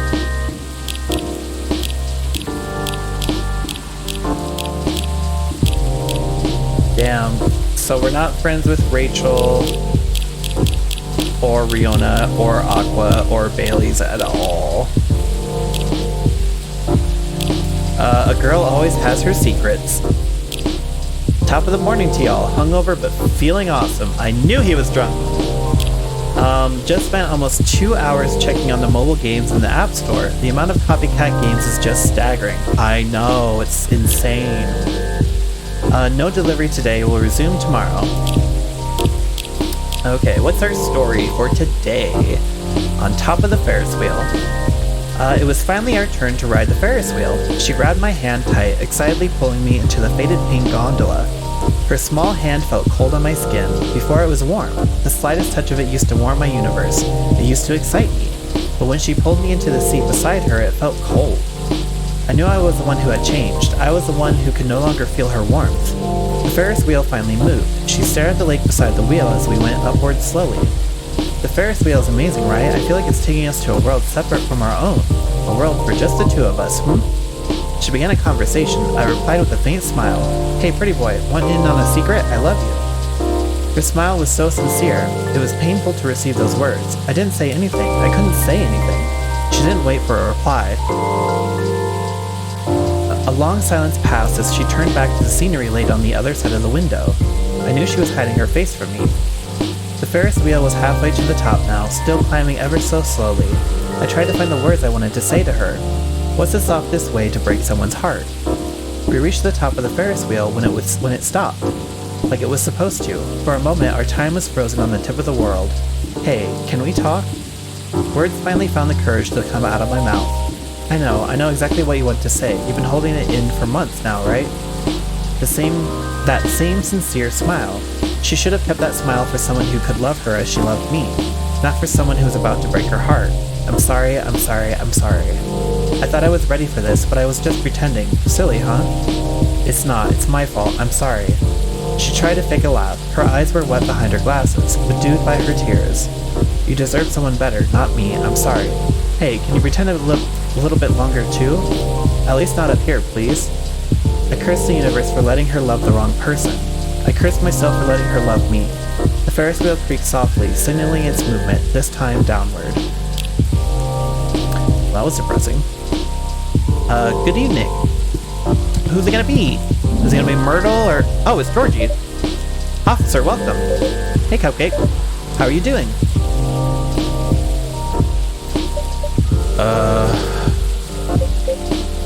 Uh-oh. Officer? Oh, sorry. My mind is kind of elsewhere right now. No worries, work issues? Low batteries? Oh no. Let me get my battery ready just in case. We're not playing Overwatch, so it should be okay. What else?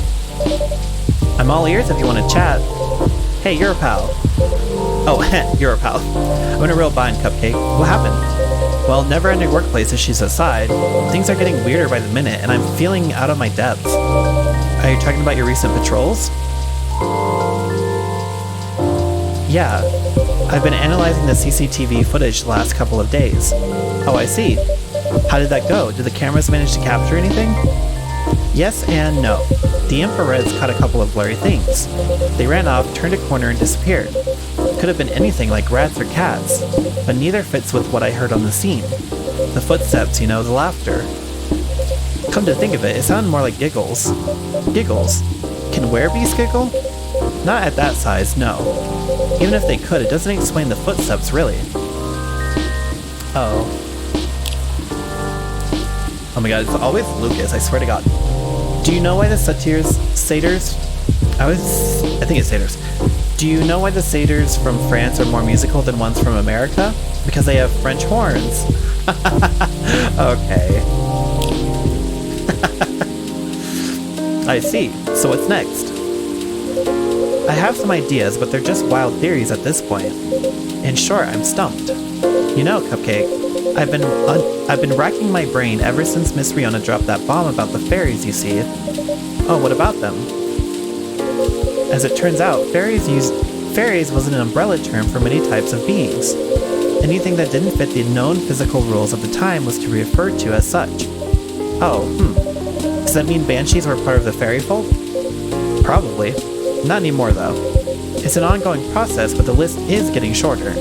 But back then, any sentient being that was even remotely incomprehensible was considered that.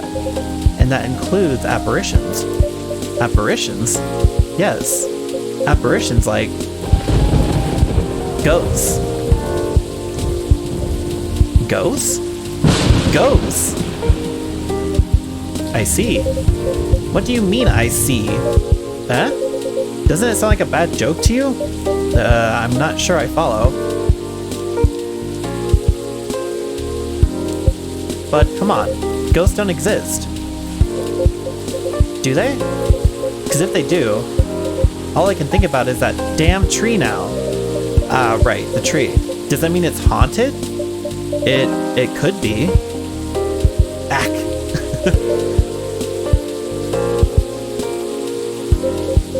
Don't get how you can be so calm about this. Well, I'm an immortal being, so this isn't really news to me.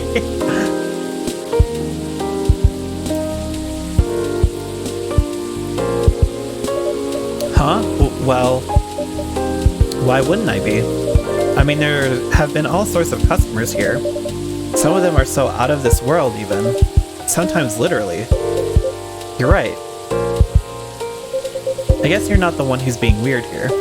Don't say that. Everyone has their own... What? Peccadillos? Peccadillos? What the fuck is that? I've literally never seen that word in my life. True that. If you don't mind telling me, though, may I ask the reason you're so afraid of ghosts? Gosh, no. That's a long story. Not something I'm ready to talk about anyway. That's understandable. All you need to know is my fear was never caused by actual ghosts. Oh?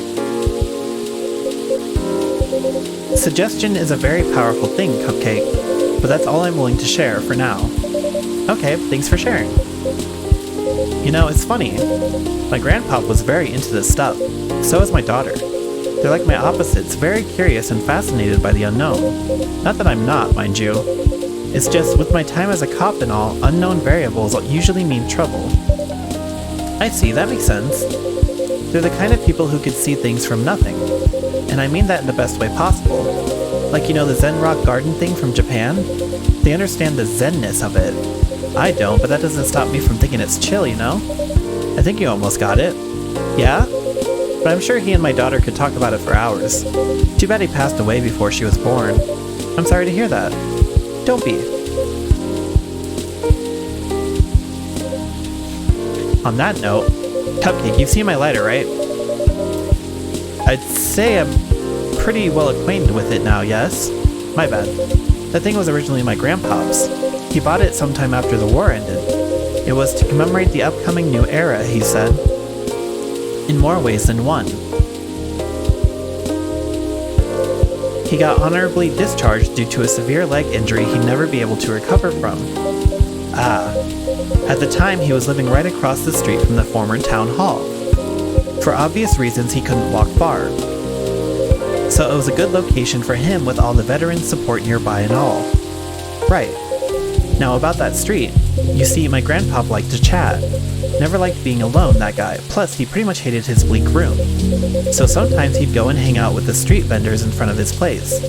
There were all kinds of beings there, along with their pets from all walks of life. Sorry, I just want to check something. Okay, we are expecting other people. Like, this is the longest I feel like, at least for this game, where no one has joined yet. It's only been one person. From all walks of life. That's why he had a lot of stories about the craziest things. Ah, I see. You see, the street's name just came to my mind last night. Can you take a guess what it is? You mean... Bourne Street, uh-huh. It wasn't called that before, that's why the whole thing didn't click for me straight away. But I went through his files and it checks out.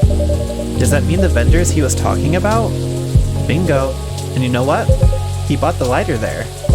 Wow, what a coincidence. Are you sure it's only a coincidence? What do you mean? Come on. Ain't no way they're just coincidences, Cupcake. Everything is lining up too perfectly if you ask me. Uh-oh. Think about what's happened so far. It was my team that found out about the vandalism before they dumped the whole case on me. Then my car was hit out of everyone's. Right. Then my luck started tanking. The broken mug, the fan, the black cat. Just tons of weird stuff happening in the past week alone, you see. Right. Then one thing led to another. My team was chosen to lead the investigation. And tell me, who's in charge of the case? Me. Then there's the Banshee lady, your patron, with some information I wouldn't have thought of. The dead tree stuff, the fairy market. Information I wouldn't even have remembered on my own. Right. And now we know why I kept on losing my lighter, right? How are they not connected? Tell me. Well, if you list them all in order like that, I'm telling you, Cupcake, that place is calling for me. The case is made for me. But they really picked the wrong guy. I'm just real bad at dealing with spooks. Oh, got my nose. They make me question everything I've ever known, you know? But I've always thought you're pretty good at handling ambiguity, officer. Not when it comes to supernatural stuff, because we don't know enough about what's real and what's not. What will they do? Will they hurt us? Do they bring bad luck? Good luck? What's the truth? Who knows? Maybe you should take a day off and catch up on your sleep. Huh? What's that? No, nothing. You know, another patron of mine suggested a documentary to watch. Yeah? The focus was on interesting drinks from around the world.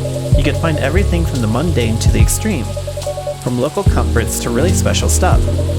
And I kept thinking one particular drink might interest you. Oh?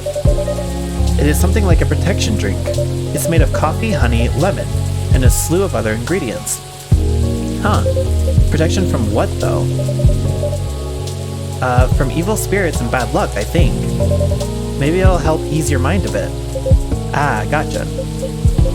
But Cupcake, even if the whole situation is, haunted, there shouldn't be any evil spirits. Right? I wouldn't know, but I might need your lighter. What for? Well, the drink needs to be lit up. I just think your lighter might give it that extra magic boost it needs. Protection from men. Compared to just using a regular flame, I mean? Huh, what are you going to make me anyway? Nah, I trust you. Here. Officer Georgie's lighter. It exudes an interesting feel.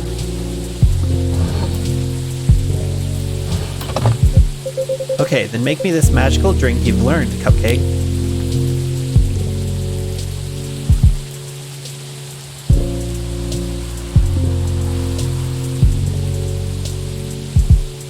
Coffee, honey, and lemon, okay.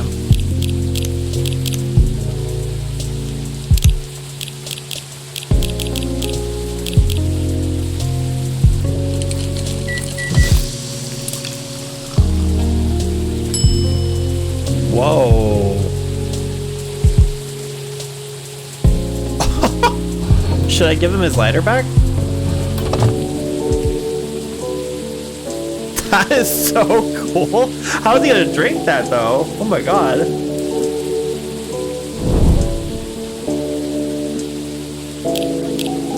Let's read the description on this one.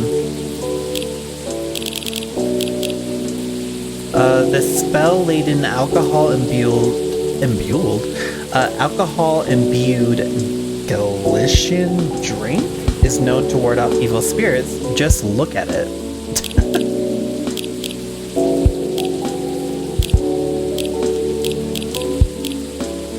Oh wow, the drink does light up, huh? Yep, this is special just for you. So don't tell anybody. Roger that. Here you go. Oof, careful. Dang, Cupcake. This is really something else. You sure it's okay to drink? I have no idea, but I'll take responsibility if anything happens.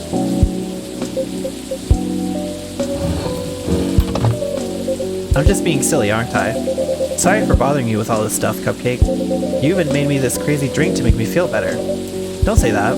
I'm always happy to help however I can. Thanks. Man, at least with crooks you can actually deal directly with them, you know? Not the case with apparitions. Not with that attitude. Huh? Da!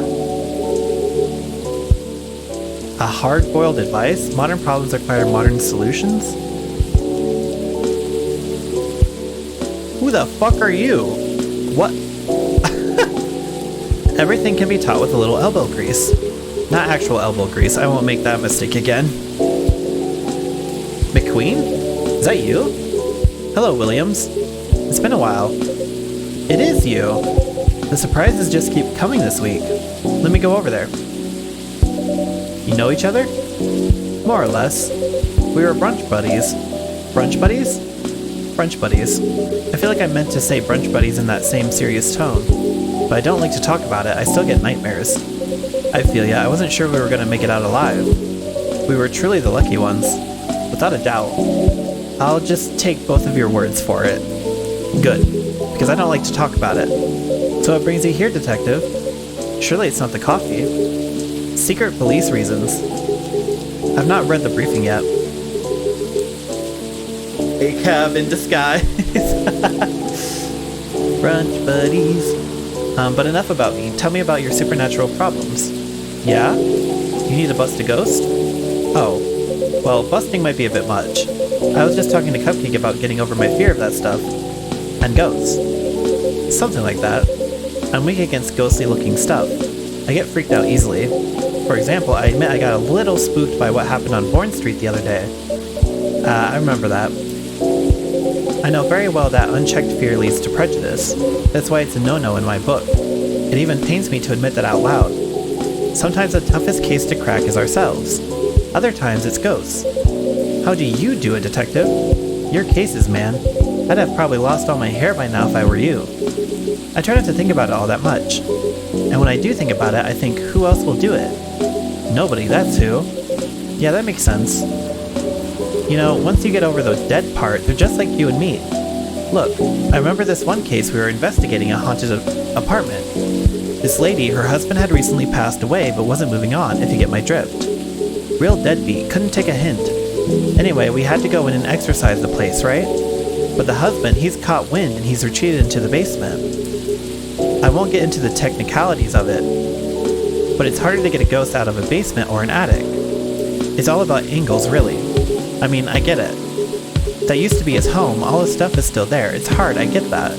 So I'm slowly going down the stairs to try and coax him out. Bam. Next minute, all this romantic music is playing and the whole place is lit by a spotlight. Basic sensory illusions, classic ghost tricks. Then, before I know what hit me, I'm sitting at this pottery wheel and he's behind me and... Wait.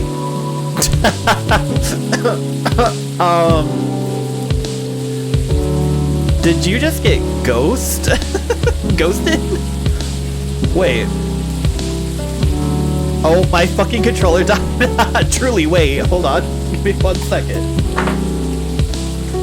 I clicked A and nothing was happening. I was like, oh, okay. Isn't this the plot of the 1990 film Ghost? Oh. Maybe? We had a movie night at work and I dozed off before it started. The story must have slipped into my subconscious. Damn, Facebook fucking wait, what? Facebook fucking sprinted to let me know someone tried to log into my account. Uh-oh. Riveting.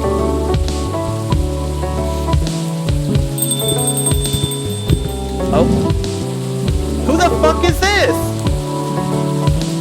Why am I getting cops all of a sudden? Hey, detective. Hey, people I don't know. Did you get your important errand sorted? I sure did.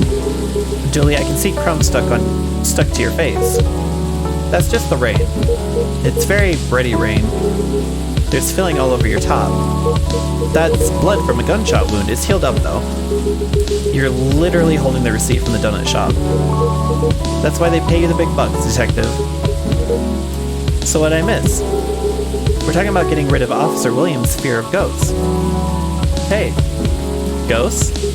Yeah, you're afraid of them, right, Dooley? No idea, never met one. We stopped at Ghost Riot. Pfft, ghosts aren't real. So you don't need to be scared of them, easy. There you go, I guess. Sorry, that wasn't much help. Nah, what you said, that they're just like us. That's a good thing to be reminded of. Exactly, they used to be alive, just like us. As long as they don't try to eat, possess, violently murder you, you should be fine. Very reassuring. Just talk to them. Feel their culture, listen to their issues, and spectral wails. Treat them like any other person. See what's on the inside. Which should be easy since you can see through them. I thought you didn't believe in ghosts. It's best to not overthink anything he says. I certainly don't. Well, thanks for the advice. I think it'll help. Our pleasure. Are you guys gonna order fucking drinks, or are you just gonna have a therapy session in my fucking bar? Like, what? What the hell? Who are you? Time to close the shop or what? Yeah, like, get the fuck out. I don't... Like, Georgie is okay. I don't fucking want you guys here. I'm just Lightning McQueen and fucking... I don't even know the other bitch's name. What was your name? Dooley? Our pleasure. Now, Dooley, I think we should read that case briefing and find out why we're here. I already did. Oh? Turns out we were meant to arrest the person driving that taxi. Are you fucking kidding me? Instead of taking it all the way to Seattle, yes. Why? The driver was a chupacabra. Get out of my store. Okay, let's get out of here, Dooley. Thank you. Good luck, officer. Thanks, McQueen, a lot. You too, Officer Dooley. Bye, guy. Good luck with your rap problem or whatever. Bye, coffee wizard. Take care. Okay. That's what I'm gonna call you, Chris. I'm gonna call you a coffee wizard.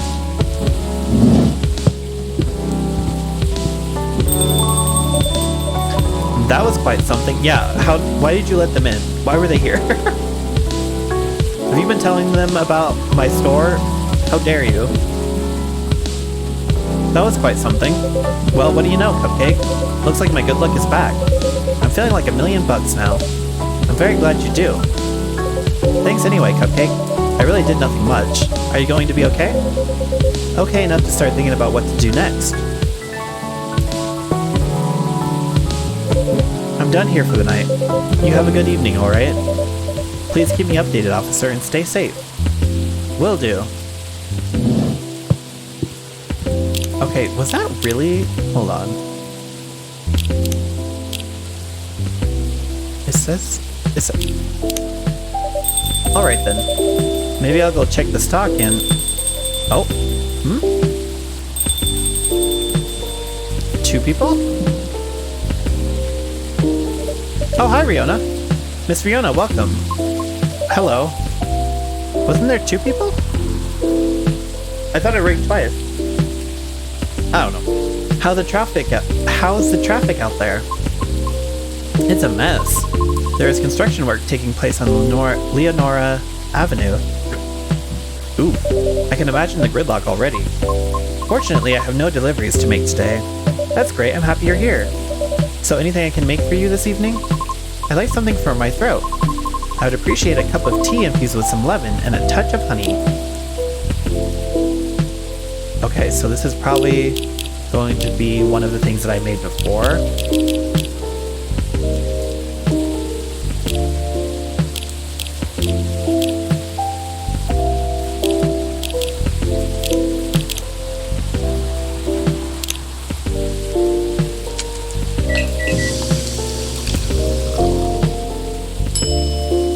Okay, this might not be it, actually.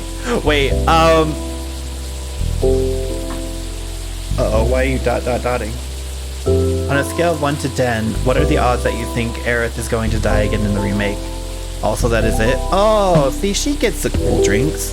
She gets it. That Aerith is going to die again in the remake? Probably a 10.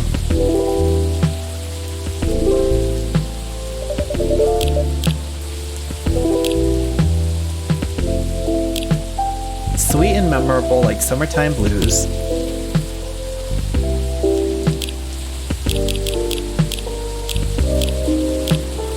Hey, we're friends.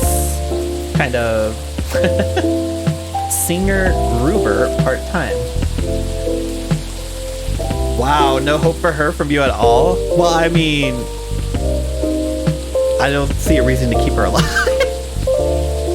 That sounds really bad. I read the story today. That whole conversation with Georgie felt so long. A cup of warm Midsummer's Night's Dream for you, miss. That's what we call it here. How whimsical.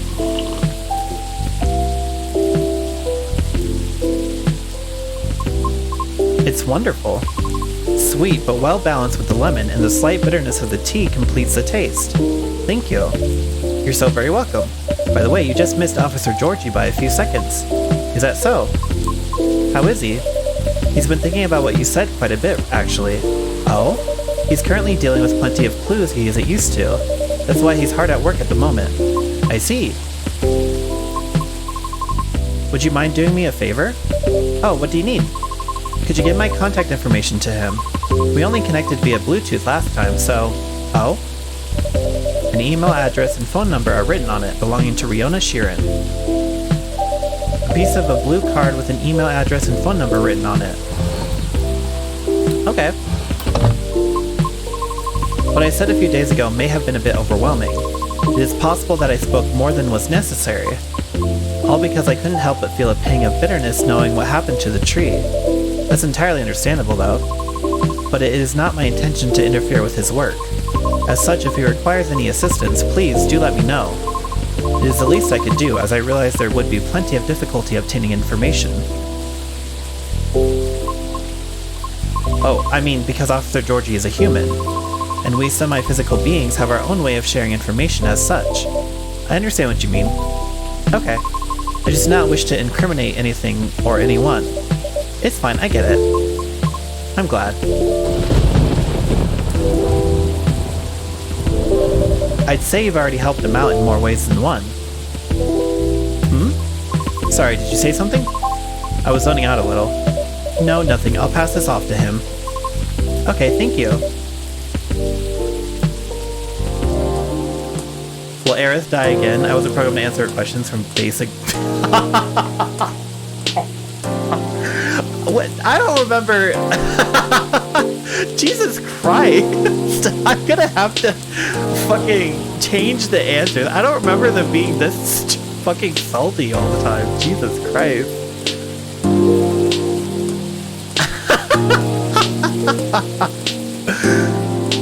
Wasn't programmed to answer questions from basic bitches. Jesus Christ. Bad traffic aside, how are you? To be honest, I've had a lot on my mind of late, and I don't know how to express it without sounding pathetic. You know I'm all ears. That may actually be part of the problem, I'm afraid. Pardon? You know, I've held conversations with more individuals over the past week than I have in the past few years. Is that a good or a bad thing? It's troubling. Oh, I'm sorry about that. I don't mean it necessarily in a negative way. It's just, I used to believe that I had a settled life objective, but I have been doubting it lately. How come? I finally heard back from Miss Rachel yesterday. Ooh, any good news? No. Our fields are admittedly quite different, so I was not expecting much. However, she provided me with some contacts who may be of assistance, even though they had no direct connection to the audience I am trying to reach. I see. She explained clearly why she thinks I should contact them, however, which I am thankful for. That's very thoughtful of her. So what's the battle plan? And why are you doubting yourself? In essence, the advice is to slowly increase my network to make myself known. Oh? Sounds familiar, doesn't it? You can probably guess my concern about it. I think so, but you could give me a refresher, just so I don't misunderstand. I feel like that would be a shortcut, so to speak. Right. She did, however, remind me of an important and humbling fact. What would that be? Well? Oh, but it's not guaranteed you'll get anything out of it, don't you think?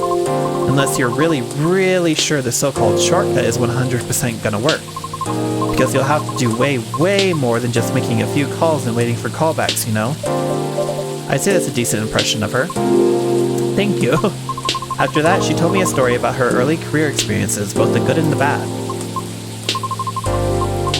Getting noticed is truly only the beginning.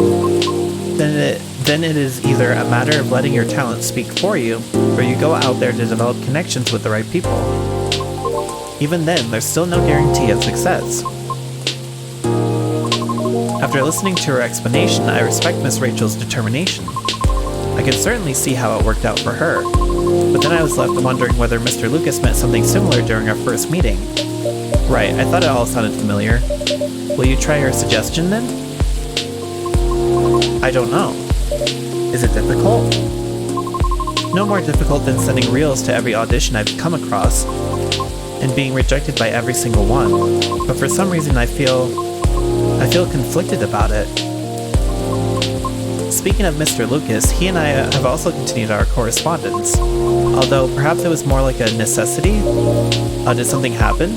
He was stuck? Pardon? Actually, he posted about it on social media last night. Oh? I might have seen it. Did you? I came across it when I was updating my schedule and responded out of concern. Then he called me almost immediately. He was loud. All sounds in order. And extremely drunk. Really? He denied it at first, but it was too obvious not to notice. Yeah, he was typing like he was drunk. He told me he was walking aimlessly, deep in thought, and entered Carey Park without realizing he had done so. Must have been some deep thinking he was doing, because I think it rained pretty hard last night. Well, I wouldn't know. The bus to and from there is currently not operating after 10 p.m., which is why I sent him a message informing him of that fact, as he seemed to be unaware of it. Right. So he called me to ask if there was any other mode of public transit nearby. Wouldn't it have been easier for him to just call a cab? He told me he wanted to know the city better. At midnight? Why not? After all, you operate your business after dark yourself. Touché. Perhaps he just didn't want to go home yet. And I might be mistaking here, but I thought he doesn't like drinking. Wasn't it partying? Nevertheless, I think last night was quite different. It appears he had dinner with his team, and he needed the extra courage in order to negotiate with them about his proposed new direction. Oh. I see. I suppose it didn't go as expected. Perhaps, and I know that feeling all too well. However, he said he will keep negotiating until they reach a compromise. That's good. Is it though? Miss Rachel told me about the hoops she had to jump through at the beginning of her career with her teammates as well. Likewise, Mr. Lucas has to work hard to obtain approval from his team for his actions. How can they still be so positive? What do you mean? I just cannot picture myself convincing others to give me a chance like that. I almost wanted to ask, why do we have to be at the mercy of others in order to succeed or fail? Can't talent speak for itself? But if I truly believe that, with the number of rejections I have received so far, I should have stopped a long time ago, shouldn't I? Right, that's why it doesn't work that way. What do you mean? To let talent speak for itself, we would all have to have the same standards. I see what you mean. Art would cease to be art if it were standardized, wouldn't it? However, doesn't that imply that everything still depends on the whims of the individual judging you at that moment? How does someone like Miss Rachel or Mr. Lucas manage to be fine with that? Perhaps because they don't see it as the be-all and end-all. What do you mean? Rather than viewing them as judges with the authority to determine their fates, perhaps they simply see them as hills to either overcome or avoid, if that makes sense. Just a matter of perspective as to where the power lies. but it's not easy to climb those hills, especially if you've never done it before. Therefore, it's good to try and find out what works for you or ask for guidance or assistance even.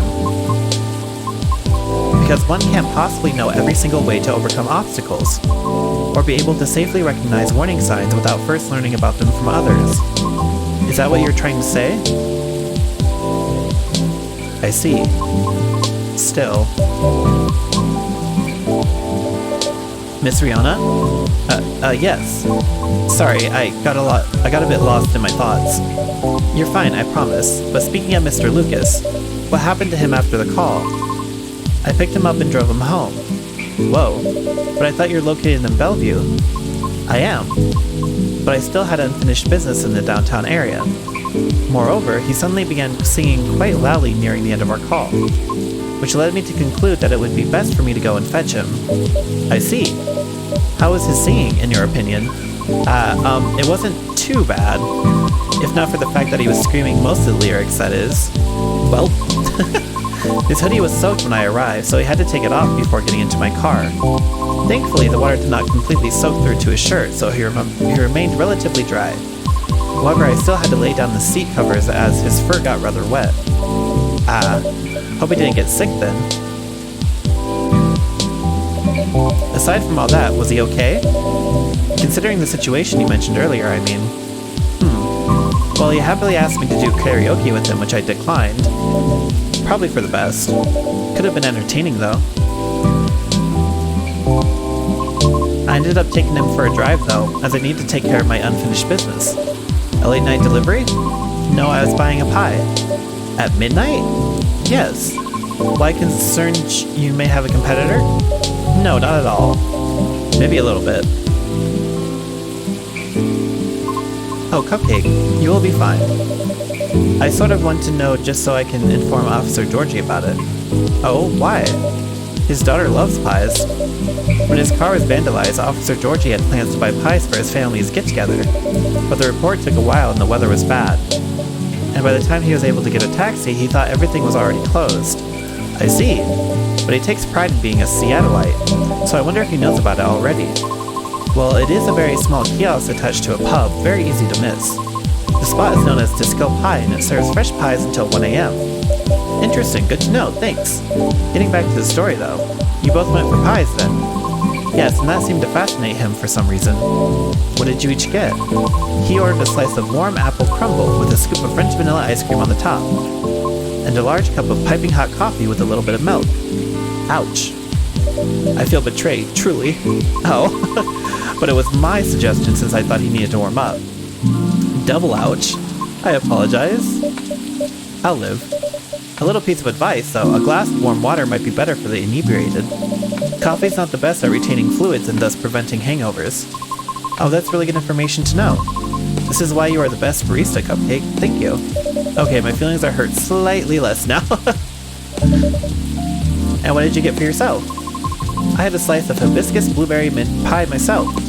And just so you know, I did not order anything to drink. Good. Drinks aside, what an interesting combination for a pie. How did you like it?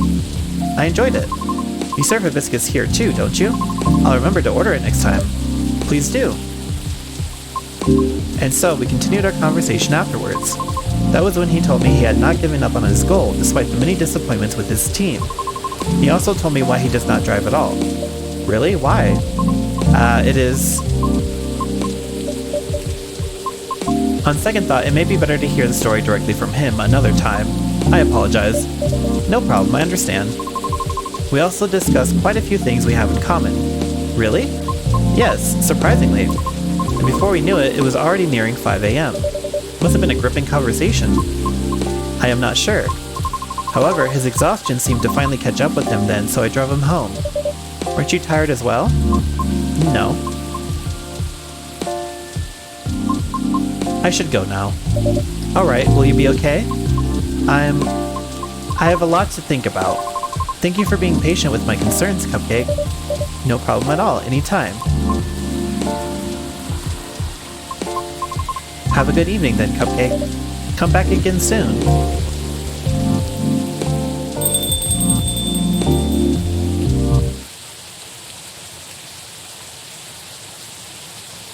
Todd Tarek, tea with milk mixed by pouring the two repeatedly between cups, originally from Malaysia. So it's probably like tea milk.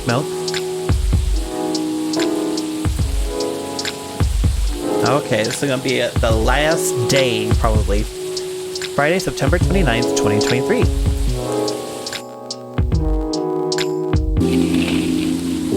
At least it's pretty. Researcher responds over alleged algae invasion.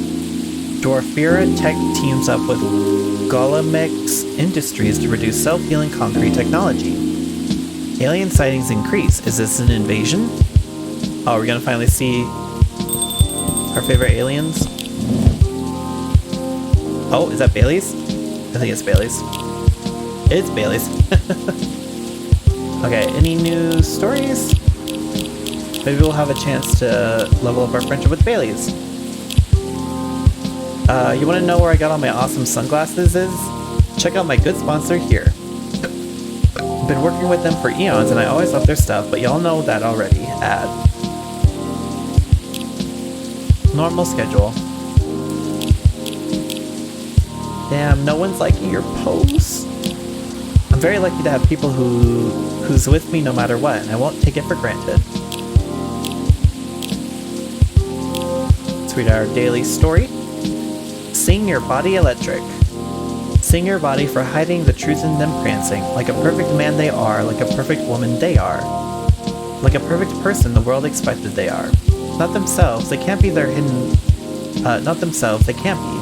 They're hidden inside the closet, beneath a sweater 4 sizes bigger than your mom. Oh my god. This is like, it's cut up in a weird way, I'm so sorry. Beneath a sweater 4 sizes bigger. Your mom bought when you were 5. Hoping you'll grow into it somehow. Do those sweaters fit you now? Sing your body for dressing. In designers as they like fashion. Like Gucci for the insecurity, Chanel is your personal hell. Louis V hides your body. Like it's a casket, you hide what you considered ugly. Inside of Versace, Dior, like you're not sure. If you're a boy or a girl or whatnot. Your body still asks you what you want inside those Armani pants. Yet sing your body for surviving. Fashion as they come wearing. Tight skirts like you're a woman. Black shirts like you're a man. Sweatshirts like you are neither. Dead or alive, padding inside bras to fill the gap in your chest. Binding to feel like you have nothing. Weighing your shoulders, what you actually are is a person forever looking for a reason to stay alive. So when the devil asks for a dance, you look as good as you can, and sing your body for growing out of their chains for giving.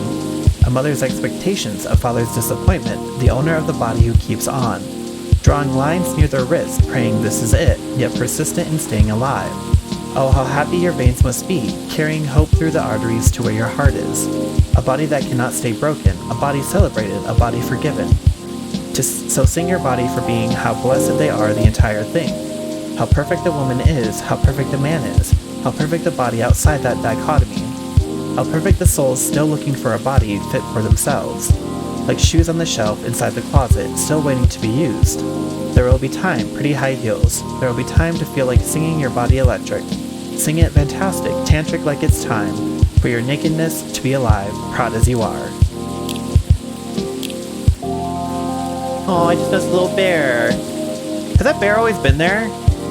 It's such a cute little bear. Hey,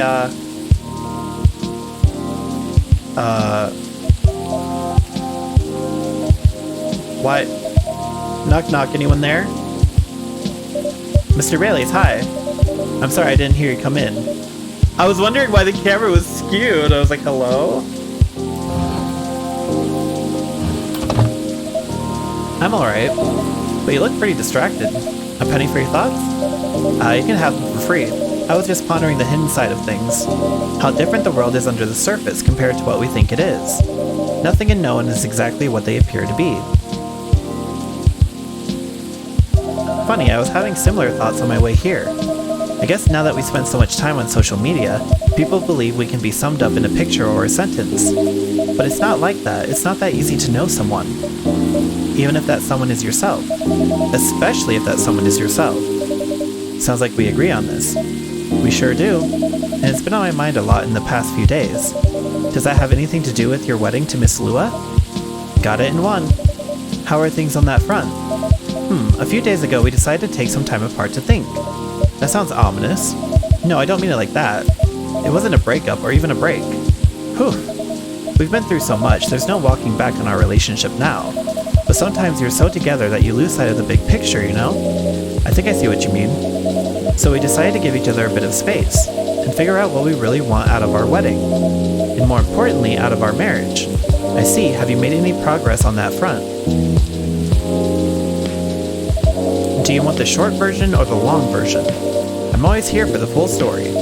Alright then, I'm gonna tell you everything. But I think I should order first.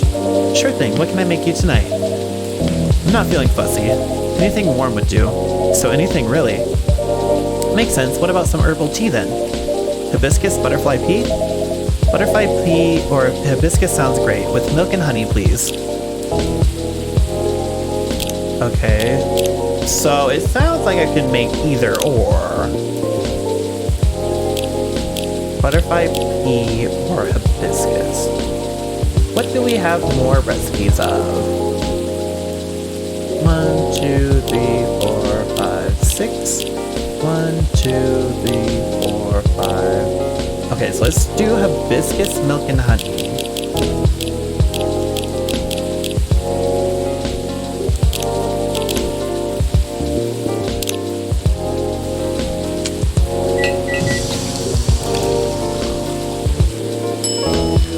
Oh, we already have that though. Right? We have the sweetheart latte.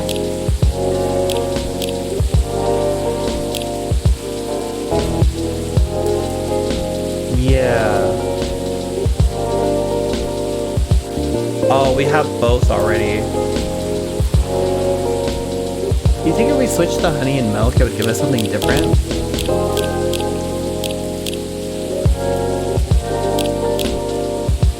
Nada? Not what do you mean nada? He's a dreamy kind of boy, if you catch my drift. Oh, he wants a dreamy one? Well.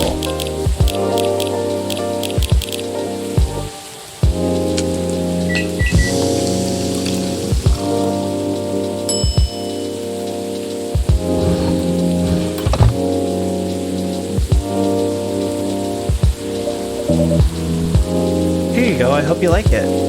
Thanks, Cupcake. This is so nice, and it brings me way back.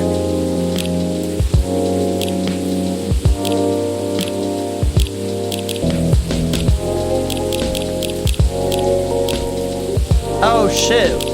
And just like that, we're friends again. 10th August, freelance designer, #1 pumpkin spice fan. Freelance designer, museum and art gallery frequenter, art school graduate, will draw and design for food and shelter. Punk, been listening to Pumpkin Spice since I was a wee lad. Oh, it's a band. Okay, I thought I thought he was just saying like in general Pumpkin Spice. Escaping bloodlines, experiencing life one color at a time. One day I will have my own solo exhibition. Brings me way back. You know how I'm not really in touch with my family anymore? Yes, I'm sorry about that. Don't be, I don't even miss them most of the time. In the end, they're just a random bunch of people. And we don't have very much in common. It's good that you've learned that about yourself, Mr. Baileys. I think so too. There's just one person I miss, but I've been missing her a while now. Ah, someone who passed away, I'm guessing? Exactly, spot on again, Cupcake. I used to have a very close relationship with my great-great-aunt. When I was little, my parents fought all the time. I still remember in my bones how that made me feel. The fear that one of them or both of them would walk away and abandon me. A bit ironic in hindsight, but then it was many years ago. Yes, it's quite normal for a little child to care about their parents, no matter who they are or how they behave. That's true. Anyway, I spent almost all my evenings curled up into a ball in my room, trying hard not to listen to all the shouting, except when my gran came to visit. Not that her being around prevented the fighting, mind you. Elven high society is amazing at keeping up appearances, except in front of family. But she got how it made me feel, so she went out of her way to take the sting out of it. She would keep me company and bring me a cup of herbal tea with milk and honey in it. Drinking this now with you, it feels a lot like family again.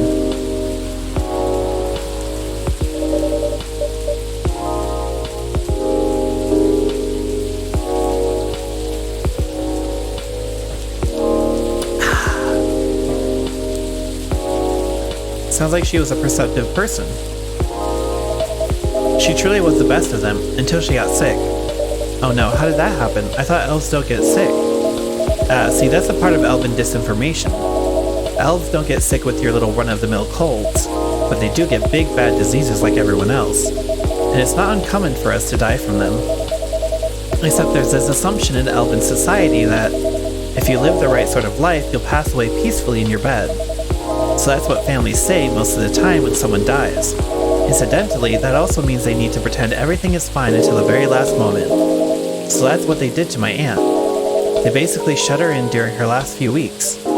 That sounds really awful. I did manage to visit her and she put on a brave face, but it was clear she wasn't happy. But then she wasn't very happy before that either. At least she had you. It must have been little consolation, but yes, I'm glad I was able to be with her. To think I came very close to being trapped with those people. I'm pretty sure she would have hated that for me. A little part of me hopes she'd be proud of me right now. I'm certain she would be. Thanks, Cupcake. Here you are, letting me blab on again. That's more than fine, but do you think growing up among conflict might explain why things are, well, a bit difficult to work out sometimes between you and Lua? I definitely think that's part of it. In fact... Oh! Hey, Silver! And Amanda! Good evening. Hi, Cupcake. And hi, I don't think we've met before. I'm Silver. I'm Bailey, it's nice to meet you. And I'm guessing you're Amanda? We are, but you do not appear to be a hive. How did you... Lua told me she ran into you a week or so ago. Oh, the nice earthling we met on our first night here. That is a satisfactory explanation. And so, are you her date? I'm a little more than that. I'm her fiancé. Truly? Fiancé is a successful outcome of dates with a 0.013p probability. Congratulations on your excellent odds actualization. Thank you. Now, Cafe Offspring, we are wishing for a drink. The Cafe Offspring? Okay. Cafe Offspring? How did you acquire that new title? Alright, sounds like something I shouldn't prod too hard. Never mind me. You were about to order, Amanda? We were. And what we wished for is a memorable parting experience. Ah, I suspected something like that. Last visit in a while, huh? That is accurate. I take it you've completed your research on Earth? Almost. We are quite satisfied with the outcomes of our missions. Interesting. That sounds like there's a story there. But first, tell me, what sort of experience are you after? We wish to have something we have never had before. It's time to get creative then. Yes, take care not to reuse any ingredient you have served us in the past. What? I don't remember what I've served you in the past? Probably not chocolate.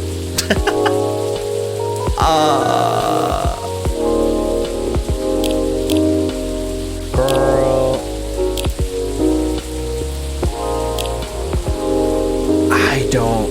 I'm gonna need help with this because I have no idea what I've served her in the past. Like, at all.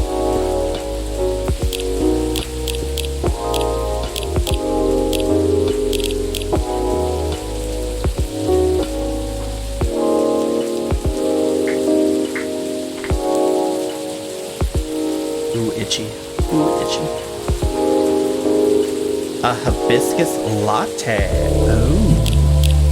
You already know that? A latte is just milk. Yeah, milk.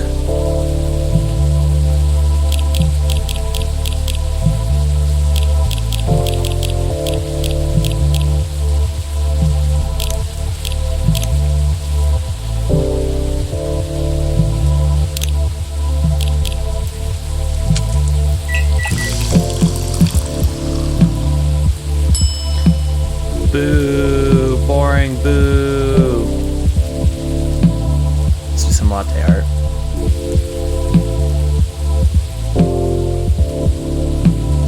Oh god, how do I do it? Oh.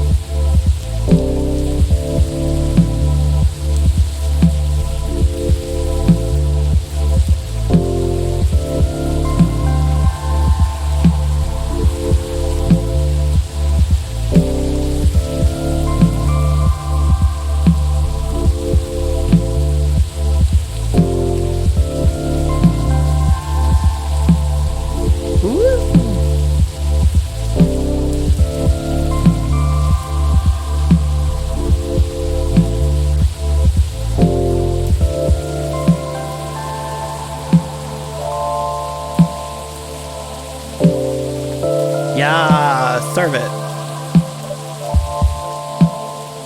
Gonna have a basic big bitch drink on my watch. No thank you. Here you go. Hopefully this tastes new to you. It does. It is at least 56.941 different from anything else we have experienced. We are, as Earthlings would express, delighted. According to our calculations, this is our 39,846 new experiences arriving on Earth. That's quite a lot. Perhaps, however, most of them were rather insignificant in nature. Oh, what about this one? This one is in the 99th percentile of significance. Is that good or bad? She means it's very significant, right, Amanda? Very much so. We enjoyed this place and we will miss it. That's...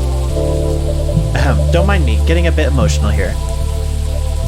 Anyhow, I trust the agent gave you no more trouble. That one was quite close, actually. We had a little brush with the authorities, you see. Yeah, Lua mentioned that. He made her really angry. She was still seething when she came home that night. Please tell her I'm grateful for that. Well, that agent kept looking into things even after his second visit here. But that's where your help really came in handy, Cupcake. My help? Yes, the card that you got off the agent. We asked for help from an associate to run it through the mind you call computer. Once the contents of the card had been unveiled, we analyzed the language of its communication, which is quite an interesting mix, if we may say so. It is roughly 60% syntax and 39% mathematics. We then led a polynomial time attack on its encryption, expressing the ciphertext as... the point is, Amanda managed to get into the fire system. She obfuscated all mentions of any of us or saved beyond recognition.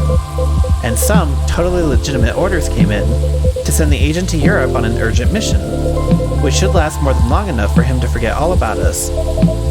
Ooh, that sounds incredible. It does sound thrilling. It was a very simple matter of applying Hive knowledge. I'm upset because apparently guests like the sniveling little tweet that is currently in SB at work, and I have to one-up him and steal the thunder from his sails. Am I supposed to be able to read what that says? I'm gonna be honest, I just read that. I have no idea what any of that means. Are you talking about your work? Oh.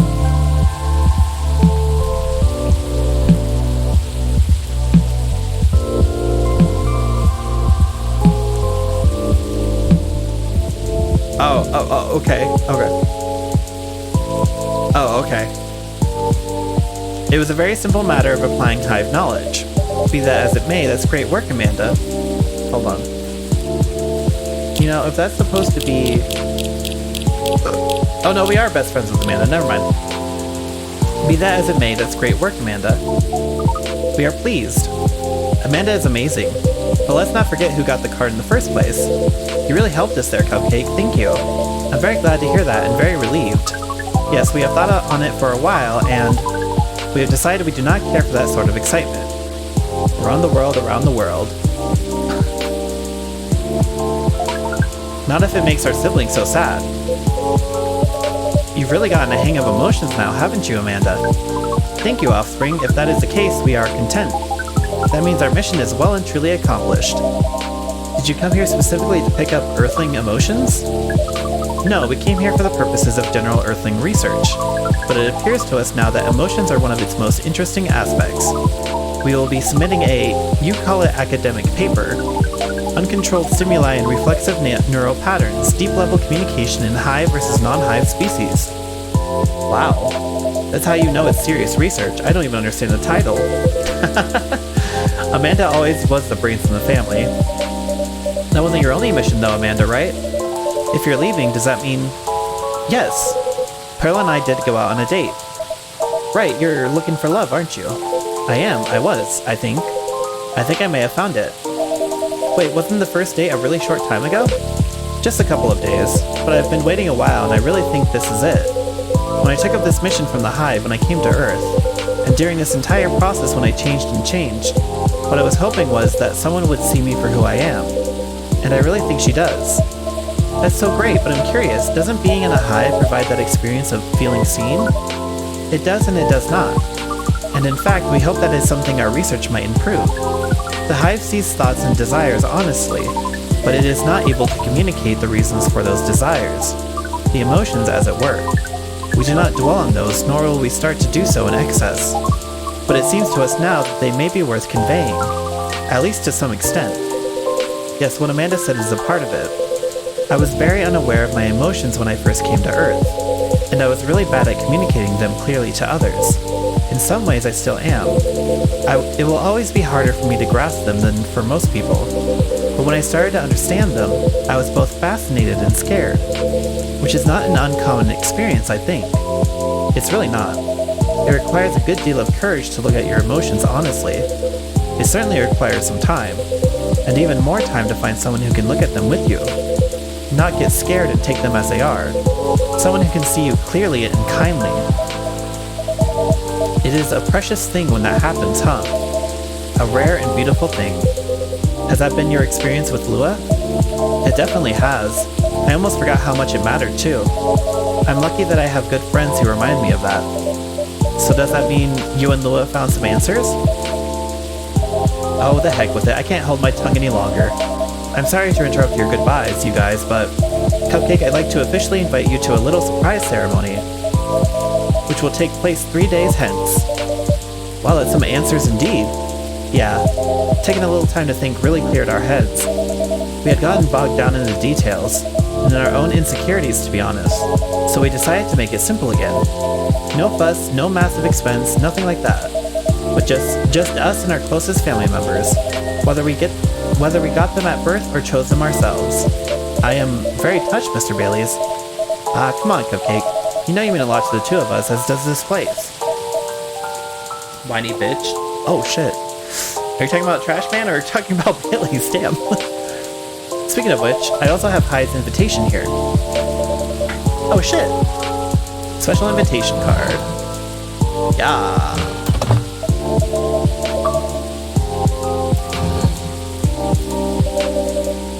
Wedding invitation. A special invitation card for a certain someone. Well, Hyde and Gala's invitation, seeing how that's his obvious +1. Would you give it to them when you see them? It would be an honor. Silver and Amanda, I don't have a card for you, but you're in the cafe family as well, so I'm sure Lua won't mind. Would you like to join us for the party? Party? This is our first experience being invited to a party. It is 99.999% pleasant, and 0.001% disappointing that we have to refuse. Yes, I truly appreciate the offer, Baileys, but sadly we're leaving Seattle tomorrow. Really? That's more sudden than I expected. Are you going back to space then, Amanda? Not yet, we are going on an adventure. That sounds very exciting. It really is. Amanda and I are taking a trip through the country, and maybe even a bit further if we've got time. We're basically going to be tourists. Tourist is such a fascinating concept. Although our sibling explained it to us multiple times, we still find it very hard to comprehend. We always thought that traveling must have a mission or a purpose, but it seems that tourism is traveling with no other purpose than traveling, which is in essence circular reasoning. It may well be, but it's still a lot of fun. In fact, I'd say that's the real purpose of tourism. To have fun, to relax, to see beautiful things. To enjoy life, you know? Enjoyment as a purpose. That is new to us, but we are 99.999% excited to try it out. And so am I. I've never been out of Seattle since I arrived. I guess I was afraid that I wouldn't be able to blend in, that I would have to restart everything from scratch. But knowing that you're here, Cupcake, that I always have a place to return to where I'll feel home, well, that makes me a lot less nervous. I'm very happy to hear that.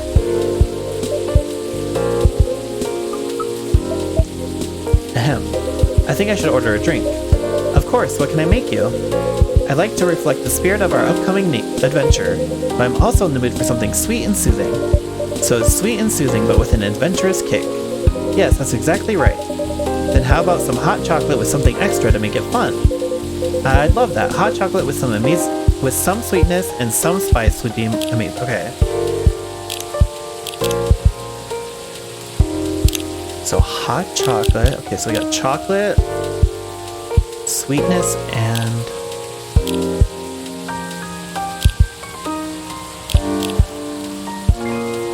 I don't think you've made this one. I mean, I'm sure. Some sweetness and some spice. Whenever I think sweetness, I usually think honey, but they said some sweetness and some spice, so I'm not sure.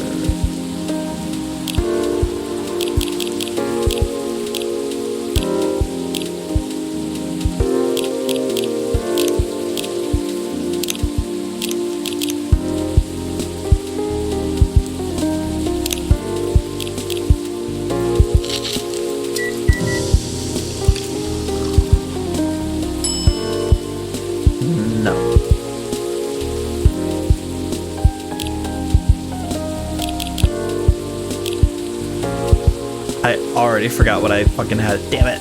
I hate when I do that.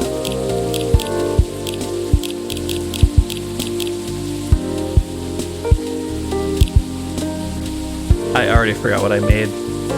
Like, I immediately forgot what I made.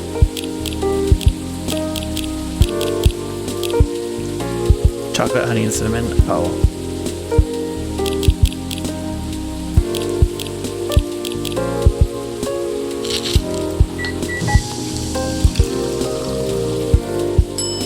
Damn.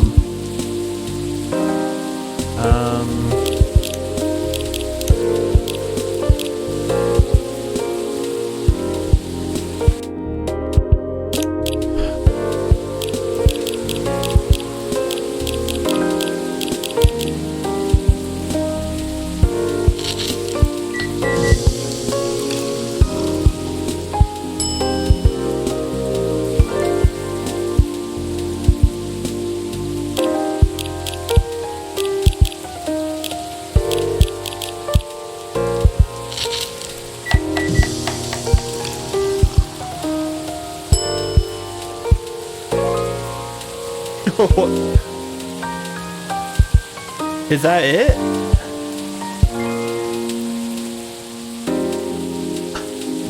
What is that? That's it. Okay, cool. Here you go.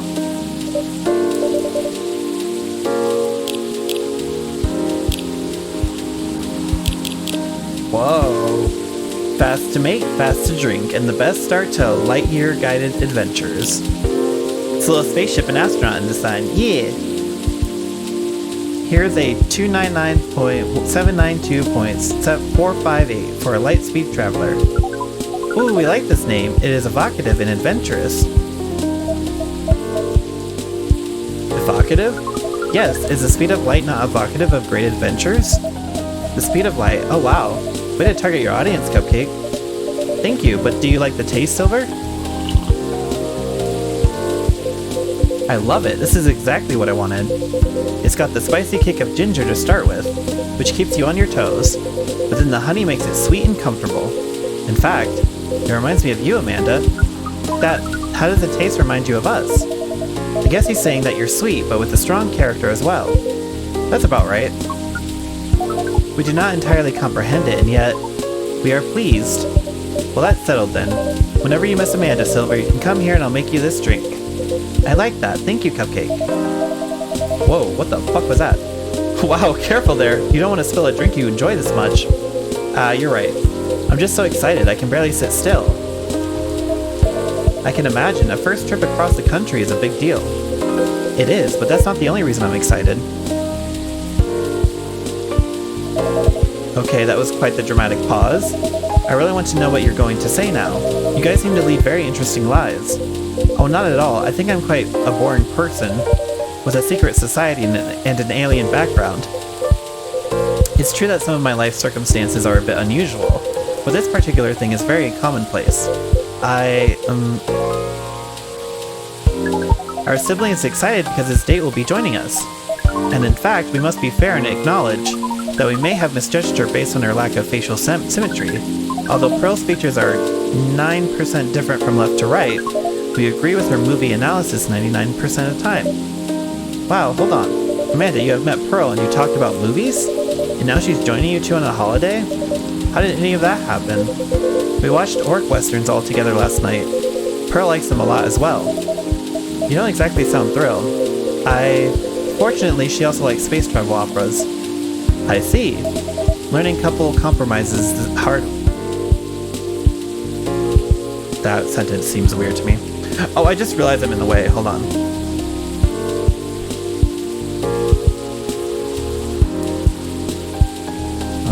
Let me just move over here a little bit. Hi. Learning couple compromises is the hard way. I suppose so. Well, I'm glad to hear that she's met Amanda and that they got along. Does that mean she also knows where you're from, Silver? She does. In fact, I told her about that on our first date. Wow, that's very brave. It's very hard to put yourself out there under any circumstances. To reveal something so vulnerable to someone you've just met and are starting to like. It takes guts. You're very kind, but I don't think so. To be honest, I hadn't planned it that way. Although I have always felt safe here with all the regulars, I know that not everyone would be open-minded about me. And so I wasn't sure I'd say anything to Pearl that night. But as we were talking, I was so happy to learn more about her, about who she is. And I realized that I didn't want her to have an incomplete picture of me. My past is a part of me. If my goal is to find someone who sees me for who I am, then she needs to know about that too. And in the end, that was the right decision. Well, I will say that if she'd heard your story, and that changed how she viewed you, then she wouldn't have been worth your time anyway. That's fair. But still, even knowing that, I admire you a lot. The truth is, and this is a bit of a strange thing to say, but I think I'm proud of who I've become. And I want the people I love to be proud of me too. What is proud? Proud is, For yourself, I think it's when you start to be satisfied with what you're achieving, especially if you have to fight to get there. And for others, it's when you think of someone you care about, consider who they are and the way they're acting, and it just fills you with joy. Ah, we see. Then we are definitely proud of you.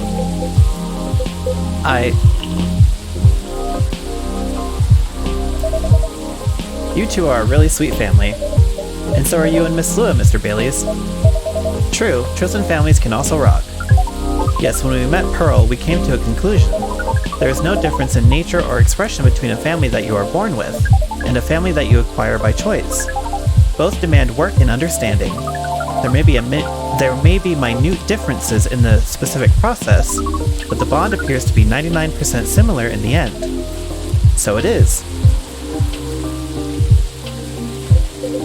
Well, we should probably get going. Yes, we must. Go pack! First time I see someone get excited about that specific part. What Amanda really means is that I must pack, while she analyzes the earthling ritual of folding shirts, rolling up socks, and so on. Precisely, this is further information for our research.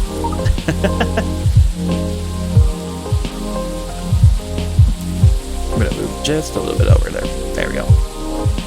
We are thrilled. Good luck, Silver. Indeed. Do enjoy your trip, both of you. I hope you'll tell us about it when you're back, Silver. I will. Good night to you two, then.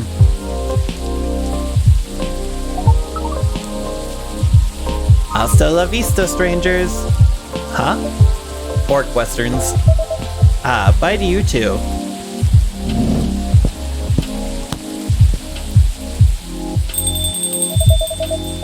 There's never a dull moment in your cafe, Cupcake.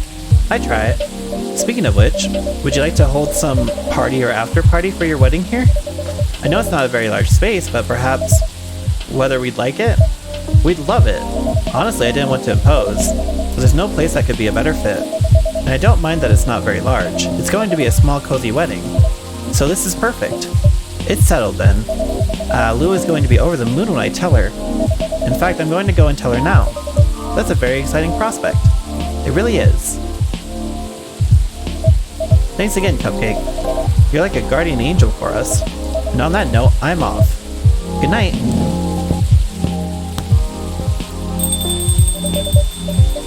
More like a guardian hive mind. Good night, Mr. Baileys. Oh, that was it. Okay.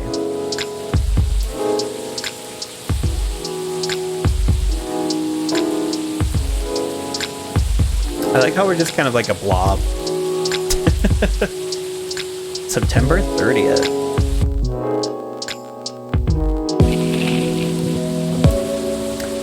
ZXX-20 virus vaccine booster ready for distribution. Okay, I wonder if that's the one that Bailey's aunt had. Nico Mimi driver crashes truck filled with catnip, suspected DUI.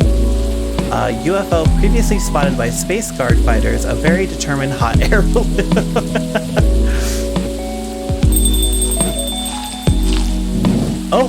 Oh my god, there you fucking are. Jesus Christ.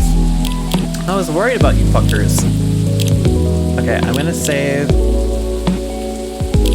And then let me just double check that there's only 4 days left. Okay.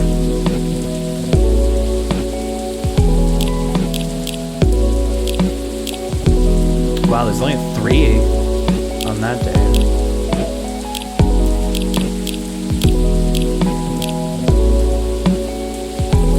Okay. What time is it? Oh yeah. I'm gonna go ahead and end it there. I'm gonna try and finish this on Thursday because I wanted to finish this before the month was over. So until next time. Oh, I lost my mouse. Until next time. Bye.